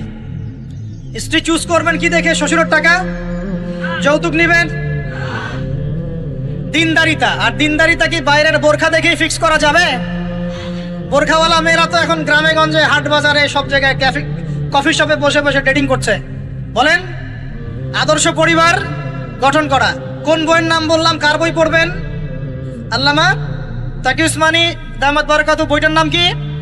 ইসলাম ও পারিবারিক জীবন। ইসলাম ও পারিবারিক জীবন কিনতে পারবেন তো ইনশাআল্লাহ? বন্ধুদের সাথে চা খেতে বসলে 1000 টাকা বিল হয়, এখন 500 টাকা বিল হয়, হয় না? একটা বই কিনতে 200 টাকা লাগে না। কিনতে পারবো কিনা? যারা বই কিনে বইয়ের প্রতি মহব্বত রাখবে আল্লাহ ওদেরকে এলেম দান করবেন ইনশাআল্লাহ। আমি একদিন বলেছি না, বই নিয়ে একটা লেকচার দিয়েছি না, বই কিনতাম টাকা বাঁচিয়ে বাঁচিয়ে। বিশ্বাস করেন এখন বই হাদিয়াই পড়ে শেষ করতে পারি না আমরা। হাদিয়ার পর হাদিয়া বই পড়ে আছে বাসা, শেষই করতে পারছি না। বইয়ের প্রতি মহব্বত রাখেন, আল্লাহ পাক আপনাকে অনেক জ্ঞান দিবে ইনশাআল্লাহ। 4 নাম্বার, খুব শর্ট করে শেষ করি। 4 হচ্ছে আমাদের রিজিকটা হালাল করতে হবে। রাজি আছি ইনশাআল্লাহ? রিজিক হালাল মানে কি? রিজিকের মধ্যে কোনো সুদ থাকবে না। রিজিকে কোনো সুদ যে খায় সে মায়ের সাথে জেনা করে, সুদ যে খায় সে আল্লাহ এবং তার রাসূলের সাথে যুদ্ধ করে। আমি এমন একজন ব্যক্তির কথা শুনেছি যে সুদ খেত, আল্লাহ মাফ করুক তাকে, আল্লাহ মাফ করুক। আমাকে বলেছেন একজন, আমি শুনেছি এটা, যে ইন্তেকালের পরে দুনিয়াতেই পেটটা ফুলে গিয়েছে। নাউজুবিল্লাহ, আল্লাহ হেফাজত করুন। মেরাজের রাতে নবী দেখে এসেছেন সুদখোরের পেটের মধ্যে সাপ কিলবিল করছে, রক্তের নদীতে ফেলে মাথা ফাটিয়ে দেওয়া হচ্ছে। আল্লাহ এবং তার রাসূলের সাথে যুদ্ধ করে কেউ সফল হতে পারবে? আল্লাহর ওয়াস্তে সুদের চাকরিটা ছেড়ে দেই ভাই, আল্লাহর ওয়াস্তে ছেড়ে দেই, সুদের চাকরি ছেড়ে দেই। আল্লাহর হাতে আমার রিজিক, আল্লাহই খাওয়াবেন ইনশাআল্লাহ। সারা দুনিয়ার লক্ষ কোটি মাখলুককে আল্লাহ যদি খাওয়াতে পারেন, আমাকেও সুদ ছাড়া খাওয়াতে পারেন। খালি ধৈর্য ধরেন, রিজিক আসবেই ইনশাআল্লাহ। আর যেখানে ঘুষ সেখানে নাই, যেখানে ঘুষ সেখানে আমি নাই। এখানে ভাই যদি কোনো সরকারি কর্মকর্তা থাকেন বা কেউ যদি ঘুষের সাথে সম্পৃক্ত থাকেন, সরকারি বেসরকারি যেই হন, আজকে রাত্রে বাসায় গিয়ে খাস তওবা করে নেন। আল্লাহ আমি জীবনে যত অর্থনৈতিক অন্যায় করেছি আমাকে মাফ করুন, আল্লাহ পাক মাফ করে দিবেন ইনশাআল্লাহ। এবং আগামী জীবনে ঘুষমুক্ত জীবন যাপন করার চেষ্টা করি, আল্লাহ তৌফিক দান করুন। অমুসলিমরা এখন এইসব সংস্কৃতি মেনে চলে, মুসলিমরা কেন মানবে না? মানা উচিত কিনা? আল্লাহ তৌফিক দান করুন। আর ব্যবসার মধ্যে কিন্তু অনেক রিজিক আছে। 10 ভাগের 9 ভাগই কোথায়? ব্যবসায়। শুধু চাকরির পিছনেই ছুটবেন না। আর চাকরি যদি করেন অনেস্টির সাথে করবেন, উদ্যোক্তা হন, অর্থনৈতিকভাবে নিজেকে স্বাবলম্বী করার চেষ্টা করেন, তারপরে বিয়ে শাদী করতে যান। আল্লাহ পাক তৌফিক দান করুন। না হলে ছেলে মানুষের সম্মান কমে যায়, ছেলে মানুষকে হাত পাততে হলেই সম্মান কমে যায়। তো প্রিয় ভাইরা, 4 নম্বর নসিহত খুব সংক্ষিপ্ত করে, আমাদের রিজিক হতে হবে কি ভাই? হালাল। আমি এমন আলেমকে চিনি, এমন আলেমের সোহবতে গিয়েছিলাম যে বাহিরের হোটেলের মুরগির গোশত, গরুর গোশত খায় না। অবাক হলেন তাই না? হজ করতে গিয়েছে, সেখানেও খায় না, ফল খেয়ে থাকে, কারো রুটি খেয়ে থাকে, দুধ খেয়ে থাকে। কারণ এই মুরগি যে জবাই করার সময় বিসমিল্লাহ বলা হয়েছে কোনো গ্যারান্টি নাই। এই গরু জবাই করার সময় বিসমিল্লাহি আল্লাহু আকবার বলা হচ্ছে, কোনো গ্যারান্টি নাই। এখানে যদি ব্যবসায়ী ভাইরা থাকেন, আমি নসিহত করব, অনুরোধ করব, সব সময় জবাই করার সময় আল্লাহর নাম নিয়ে জবাই করব। আপনাদের হোটেলের এই পণ্য সবাই খাচ্ছে, একজনের জন্য সবাইকে হারামখোর বানাবেন না। আল্লাহর ওয়াস্তে মানুষকে হারামখোর বানাবেন না। বিসমিল্লাহি আল্লাহু আকবার বলে জবাই করবেন। আল্লাহ পাক তৌফিক দান করুন। সন্দেহ আছে না একটা? আচ্ছা, অতএব হালাল খাওয়ার চেষ্টা করে আল্লাহ পাক তৌফিক দান করুন। এমন অবস্থা মানুষ দাওয়াত দিলে আমরা এখন বলি, আমরা বলি যে আল্লাহর কসম দিয়ে বলছি আপনি নিশ্চিত করেন এর মধ্যে কোনো হারাম টাকা নাই, তাহলে খাবো ভাই, না হলে খাবো। নিশ্চিত করতে পারলে খাবো, না হলে খাবো না। এভাবে রিজিকটাকে শক্ত করে হালাল করার চেষ্টা। আর দোয়া করার সময় জায়গাগুলো বুঝে দোয়া করতে হবে, যে কখন কিভাবে দোয়া করলে দোয়াগুলো কবুল হবে। প্রথম কথা হচ্ছে যে দোয়া করার আগে আল্লাহ পাকের প্রশংসা করতে হবে, আল্লাহর হামদ প্রশংসা করতে হবে। সূরা ফাতিহা পড়ে নিতে পারেন একবার। দোয়া করার শুরুতে আপনি দরুদ পড়বেন, দরুদের ফলে দোয়া কবুল হয়। দরুদ না পড়লে দোয়াটা আসমানে গিয়ে ঝুলে থাকে, উঠিয়ে নেওয়া হয় না। যখন দরুদ পড়া হবে তখন দোয়াটা উঠিয়ে নেওয়া হবে। দোয়া করার কিছু টেকনিক আছে, যে কিভাবে কি দোয়া করলে কবুল হবে, কখন দোয়া করলে কবুল হবে, এগুলো বুঝে দোয়া করতে হবে। অনেকেই বলে দোয়া করেই যাচ্ছে কবুল হচ্ছে না। কিছু বিষয় আছে হয়তো এই কারণে হচ্ছে না, হয়তো বা আল্লাহ পাক চাচ্ছেন এটা আপনার জন্য পরে পাওয়া উত্তম, সেই জন্য আপনি এখন পাচ্ছেন না। হয়তো বা আল্লাহ পাক আপনাকে পরকালে দিবেন বলে জমা রেখেছেন, হয়তো এই জন্যে পাচ্ছেন না। অথবা হয়তো আপনার আকীদায় শিরক আছে, হয়তো এই জন্য হচ্ছে না। হয়তো বা আমলে বেদায়াত আছে, এই কারণে হচ্ছে না। অথবা আপনার রিজিকে কোনো হারাম কিছু আছে, মেবি এই কারণে আপনার দোয়া কবুল হচ্ছে না। অথবা আপনি তাড়াহুড়া করছেন। তাড়াহুড়ার ব্যাখ্যায় নবী সাল্লাল্লাহু আলাইহি ওয়াসাল্লাম বলেছেন যে মানুষ বলে আমি দোয়া করেই গেলাম, আমার দোয়া কবুল হলো না। তো আমরা জেনে নিব যে কোন কোন জায়গায় কিভাবে দোয়া করলে দোয়া কবুল হবে। এই বইটার মধ্যে সবই দেয়া আছে, হিসনুল মুসলিম বইটার মধ্যে। তারপর আমি বলছি আমার ব্যক্তিগত ইলম থেকে কিছু কথা, সেটা হলো দোয়া করার আগে অবশ্যই আল্লাহর প্রশংসা করবেন, অ্যাটলিস্ট একবার আলহামদুলিল্লাহ বলে হাত তুলবেন। তারপরে আপনি নবী সাল্লাল্লাহু আলাইহি ওয়াসাল্লামের কাছে উপরে একবার দরুদ পড়বেন। আগে আল্লাহর প্রশংসা, তারপরে দরুদ। এরপরে আপনি নিজের পাপের ক্ষমা চাবেন। আগে আপনি পাপ করেন বা না করেন, আগে বলবেন রব্বিক ফিরলি, আল্লাহ আমাকে মাফ করে দাও, পাপ করেন বা না করেন। এটা সুলাইমান আলাইহিস সালামের সেই দোয়া থেকে আমি শিক্ষা নিয়েছি। সুলাইমান আলাইহিস সালাম যে বিখ্যাত দোয়ায় বলেছিলেন যে আল্লাহ আমাকে এমন মুলক এবং রাজত্ব দান করুন যে মুলক আর রাজত্ব আপনি কাউকে কখনো দেননি। এই দোয়ার শুরুতে তিনি বলেছেন রব্বিক ফিরলি, আল্লাহ আমাকে মাফ করুন। তো এটা আদব, দোয়ার আদব হচ্ছে আগে নিজের ক্ষমা চাওয়া, আল্লাহর কাছে নিজের ভুলের ক্ষমা চাওয়া, তারপরে দোয়া করা। হামসানা, দরুদ, এরপরে আপনি ক্ষমা চাবেন। এবার আপনি দোয়াগুলো করবেন আপনার মন থেকে। আরবি দোয়া জানা থাকলে আরবিতে দোয়া করবেন, কারণ আপনি আপনার রবের সাথে আরবি দিয়ে কথা বলবেন, এর চেয়ে আসলে গর্বের কি হতে পারে? আরবি ভাষা কেন শিখব, কি দরকার আছে? এটা কি সাম্প্রদায়িকতা? আল্লাহ রাব্বুল আলামিনের আল্লাহ পাক যে ভাষায় কোরআন নাজিল করেছেন, আল্লাহ পাক যে ভাষায় কথা বলেছেন কোরআনে, সেই ভাষায় আমি আল্লাহর সাথে কথা বলছি, এর চেয়ে গর্বের কি আছে আমার জন্য? আরবি কেন শিখছি, কেন শিখবো? এই ভাষা দিয়ে আমি আল্লাহর সাথে কথা বলবো। জান্নাতে এই ভাষা চলবে, কোরআন এই ভাষায় নাজিল হয়েছে, কবরে এই ভাষায় প্রশ্ন করা হবে, তা আমি কেন এই ভাষায় আল্লাহর সাথে কথা বলবো না? এর মানে এই নয় যে কেউ যদি আরবি না জানে অন্য ভাষায় দোয়া করতে পারবে না, এমনটা নয়। অবশ্যই কেউ যদি আরবি না জানে, বেসিক দোয়াগুলো না জানে, সে বাংলাতে দোয়া করতে পারে, কোনো সমস্যা নেই। ইংরেজিতে দোয়া করতে পারে, উর্দু দিয়ে দোয়া করতে পারে। ভাষাগত পার্থক্য আল্লাহর কাছে নেই, তবে আরবির মর্যাদা আছে। আর এটা আমার কাছে গর্বের বিষয় মনে হয় যে আমি আরবি দিয়ে আমার রবের সাথে কথা বলতে পারছি, আমি আরবি দিয়ে কথা বলছি। এবং আরবি দিয়ে দোয়ার ক্ষেত্রে আপনি এত ভালো করে মনের ভাব প্রকাশ করতে পারবেন অল্প শব্দে, যেটা হয়তো অন্য কোনো জায়গায় সম্পূর্ণ হয়। এরপরেও আমি বলবো যে মাতৃভাষায় মানুষের মনের ভাব প্রকাশের ক্ষেত্রে সহজতা আছে। যদি কেউ আরবি না জানেন, সেক্ষেত্রে মাতৃভাষাতেই বেশি বেশি দোয়া করবেন, চলতে ফিরতে দোয়া করবেন। নির্দিষ্ট সময়েই দোয়া করতে হবে এমন নয়, রোজা রেখে সারাটা দিন যখনই আপনার মন চাচ্ছে, মনের মধ্যে একটা কিছু চাহিদা আসছে, আপনি দোয়া করে ফেলবেন। নবী সাল্লাল্লাহু আলাইহি ওয়াসাল্লাম বলেছেন, যদি তোমাদের কারো জুতার ফিতাও ছিঁড়ে যায়, সে যেন সেই ফিতাটাও আল্লাহর কাছে চেয়ে নেয়। প্রতিটা বিষয় আল্লাহর সাথে শেয়ার করতে হবে। আল্লাহ, আমার চাকরির দরকার, আমার রিজিকের সমস্যা, আমার পারিবারিক সমস্যা, আমার ব্যবসার সমস্যা, আমার ইলম অর্জন করতে চাই, আল্লাহ আমাকে ইলম দান করো। আল্লাহ, আমি শারীরিকভাবে অসুস্থ, বিভিন্ন রকম সমস্যা আমরা জর্জরিত আছি। প্রত্যেক মানুষের কোনো না কোনো সমস্যা আছে। সমস্যা থাক বা না থাক, দোয়া করতেই থাকতে হবে। যে ব্যক্তি সুখের সময় বেশি বেশি দোয়া করে, আল্লাহ পাক দুঃখের সময় তার দোয়া বেশি কবুল করেন, এমনটা হাদিস এসেছে। যে ব্যক্তি সুখের সময় ভালো আছে, এখন আমার ফিজিক্যাল আমি ফিট, এখন আমি আল্লাহ পাকের অসীম নিয়ামতের মধ্যে আছি, বাড়ি গাড়ি টাকা করি, আত্মীয় স্বজন, স্ত্রী সন্তান সবই আছে, আমার কোনো কিছুর অভাব নাই। এরকম সুখের সময় যে ব্যক্তি বেশি বেশি দোয়া করবে, ইস্তেগফার করবে, ক্ষমা চাবে, আল্লাহ পাক দুঃখের সময় সেই বান্দার পাশে থাকবেন ইনশাআল্লাহ। আর সবচেয়ে বড় দুঃখের দিন তো কিয়ামতের দিন, আল্লাহ পাক সেদিন ইনশাআল্লাহ আমাদের সাথে থাকবেন ইনশাআল্লাহ তাআলা। দোয়ার আগে এই আদবগুলো মেনটেন করবেন। বাংলা ভাষায় দোয়া করেন যদি আরবি না জানেন, আর আরবি জানার দিকে আমি বেশি জোর দিচ্ছি, আরবি জানলে বেশি ভালো হয়। হিসনুল মুসলিম বইটা সাজেস্ট করলাম, এবং দোয়া করার কিছু টাইম আমি বলছি যে এই সময়গুলো আপনি বেশি বেশি দোয়া করতে পারেন। রোজা রেখে সারাদিন দোয়া করতে পারেন যে কোনো সময়, স্পেশালি নামাজের সেজদায় একটা সেজদাও যেন বাদ না যায় যেখানে আপনি কোনো দোয়া করেন নাই। অ্যাটলিস্ট আপনি কিন্তু সেজদায় তাসবিহ পড়েই বলতে পারেন, আল্লাহুম্মা আতিনা ফিদ দুনিয়া হাসানা ওয়া ফিল আখিরাতি হাসানা ওয়া কিনা আযাবান নার, আল্লাহুম্মা আইন্নি আলা যিকরিকা ওয়া শুকরিকা ওয়া হুসনি ইবাদাতিক, যে কোনো দোয়া। আল্লাহুম্মা আনতাস সালাম ওয়া মিনকাস সালাম ফাহাইয়িনা রাব্বিনা বিস সালাম, আল্লাহুম্মা ইন্নী আসআলুকাল হুদা ওয়াত তুকা ওয়াল আফাফা ওয়াল গিনা, কত দোয়া আছে।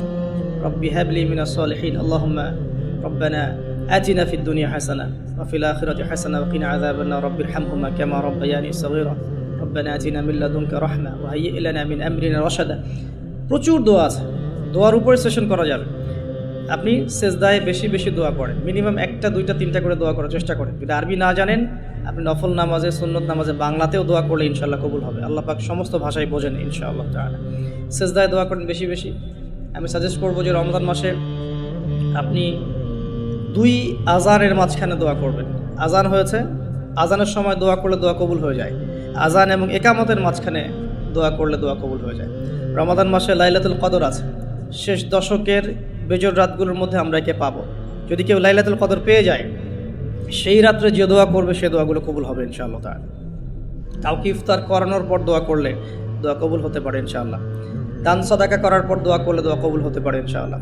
হয়তো বৃষ্টি হচ্ছে, আপনি বৃষ্টি দেখে দোয়া করলেন, দোয়া কবুল হবে ইনশাআল্লাহ। দোয়া কবুলের অনেক সময় আছে, অনেক মুহূর্ত আছে, অনেক আদব আছে। এগুলো আমি সাজেস্ট করে দিয়েছি, বইটার নাম হিসনুল মুসলিম। এই বইয়ের মধ্যে সব কিছু লেখা আছে, আপনারা একটু পড়ে নেবেন। আমি এখানে বেশি টাইম দিলে পর্যায়গুলো কভার করতে পারবো না। আল্লাহ পাক আমাদেরকে বেশি বেশি দোয়া করার তৌফিক দান করুন, আমিন। আর এরপরে রমাদান মাসে সওম রেখে আমরা বেশি বেশি জিকির করতে চেষ্টা করব। জিকির বলতে কি বোঝাচ্ছি? আল্লাহ রাব্বুল আলামিন তাকে ডাকার জন্যে, তাকে স্মরণ করার জন্যে যে বিষয়গুলো মাধ্যম হিসেবে দিয়েছেন, এগুলো প্রত্যেকটাই কিন্তু জিকির। সলাতও এক প্রকার জিকির, আমাদের কোরআন তেলাওয়াতও এক প্রকার জিকির। আমরা এইখানে জিকির বলতে যা বোঝাচ্ছি সেটা হচ্ছে ডেইলি কিছু জিকির আমরা করি, যেগুলোর মধ্য দিয়ে আমরা আমাদের জিহ্বাকে তরতাজা রাখবো, সিক্ত রাখবো। আমরা সবসময় আজে বাজে কথা বলার চাইতে এই কোরআনের কথা, হাদিসের কথা বা আল্লাহ পাকের তাসবিহ তাহলিল, এগুলো তো অভ্যস্ত হলে পরে দেখবেন রমাদানের সওমের আধ্যাত্মিকত্ব বাড়ছে ইনশাআল্লাহ। এটা আপনি প্রমাণিত যে আপনি 1টা ঘন্টা অহেতুক কথাবার্তা বলেন কারোর সাথে, আপনার মনের নূরগুলো নষ্ট হয়ে যাবে। এবং আপনি 1টা ঘন্টা চুপ করে থাকেন, দেখবেন চুপ করে থাকার ফলে আপনার মধ্যে অনেক চিন্তা আল্লাহর পক্ষ থেকে ইনস্টল হচ্ছে, ভালো চিন্তাও আসে আর শয়তানের পক্ষ থেকে খারাপ চিন্তাও আসতে পারে চুপ করে থাকলে। আর যদি আপনি বেশি বেশি জিকির করতে থাকেন, ফর এক্সাম্পল 100 বার সুবহানাল্লাহ, ফর এক্সাম্পল আলহামদুলিল্লাহ, আল্লাহু আকবার, লা হাওলা ওয়ালা কুওয়াতা ইল্লা বিল্লাহ, আস্তাগফিরুল্লাহ ওয়া আতুবু ইলাইহি, হাসবিয়াল্লাহ ওয়া নি'মাল ওয়াকিল। আপনি বলছেন লা ইলাহা ইল্লাল্লাহ অথবা লা ইলাহা ইল্লাল্লাহ ওয়াহদাহু লা শারীকা লাহু, লাহুল মুলকু ওয়া লাহুল হামদু ওয়া হুয়া আলা কুল্লি শাইইন কাদির, সুবহানাল্লাহি ওয়া বিহামদিহি, সুবহানাল্লাহিল আযীম অথবা সুবহানাল্লাহিল আযীম ওয়া বিহামদিহি। এরকম প্রচুর জিকির দেয়া আছে, কিন্তু এই বইয়ের মধ্যে দেয়া আছে। এগুলো যদি নিয়ম করে করি, আমরা একটা সময় ফিক্স করে করি যে আমি এই 1টা ঘন্টা ফজরের নামাজের পরে এই জিনিসগুলো করব, তাহলে কিন্তু আপনি আপনার রোজার মধ্যে ইফেক্টিভ বিষয়গুলো খুঁজে পাবেন। তবে আমি এটা সাজেস্ট করি যে আপনি চলতে ফিরতে এই কাজগুলো করবেন। ঢাকা শহরে আমরা যারা থাকি, আমরা জ্যামের সাথে অভ্যস্ত। আমি বলবো যে জ্যাম যেমন একটা আযাব আমাদের জন্য, আমরা মানে বস্তুবাদিতার পিছনে বেশি ছুটছি, তো আল্লাহ পাক এই জন্য আমাদের সময়টাকে খেয়ে ফেলছে। এত দ্রুত তুমি দুনিয়ার দিকে ছুটতে চাও, বসে থাকো এখানে। যত বেশি ছুটবেন তত বেশি আল্লাহ পাক পিছিয়ে দিবেন। দুনিয়ার দিকে আপনি যত বেশি ছুটবেন, আপনাকে আল্লাহ পাক তত পিছিয়ে দিবেন। তবে মুমিনরা এটাকে নিয়ামত মনে করতে পারে। আপনি জ্যামে বসে 1 পারা কোরআন তেলাওয়াত করতে পারবেন। আমি চেষ্টা করি, জ্যামে বসে আছেন আপনি এই তাসবিহ তাহলিলগুলো করতে পারেন।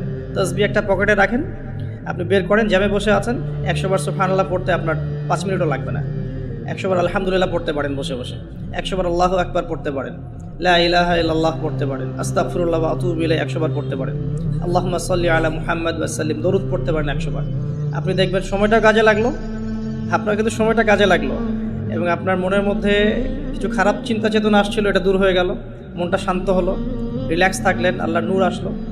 এই কাজগুলোই একসাথে মিলে কিন্তু রোজাটাকে আপনার ইফেক্টিভ বানাবে। আর শুধুমাত্র না খেয়ে থাকাটা আপনাকে খুব একটা রুহানিয়াত দিবে না। আল্লাহ পাক আমাদেরকে বেশি বেশি জিকির করার তৌফিক দান করুন, আমিন। আমি তারপরে বলবো সম রেখে ইস্তেগফার করতে হবে বেশি বেশি। ইস্তেগফার মানে আস্তাগফিরুল্লাহ ওয়া আতুবু ইলাই, এবং শুধু মুখে বলা নয়, বরং আমি একটা পদ্ধতি অবলম্বন করার চেষ্টা করছি।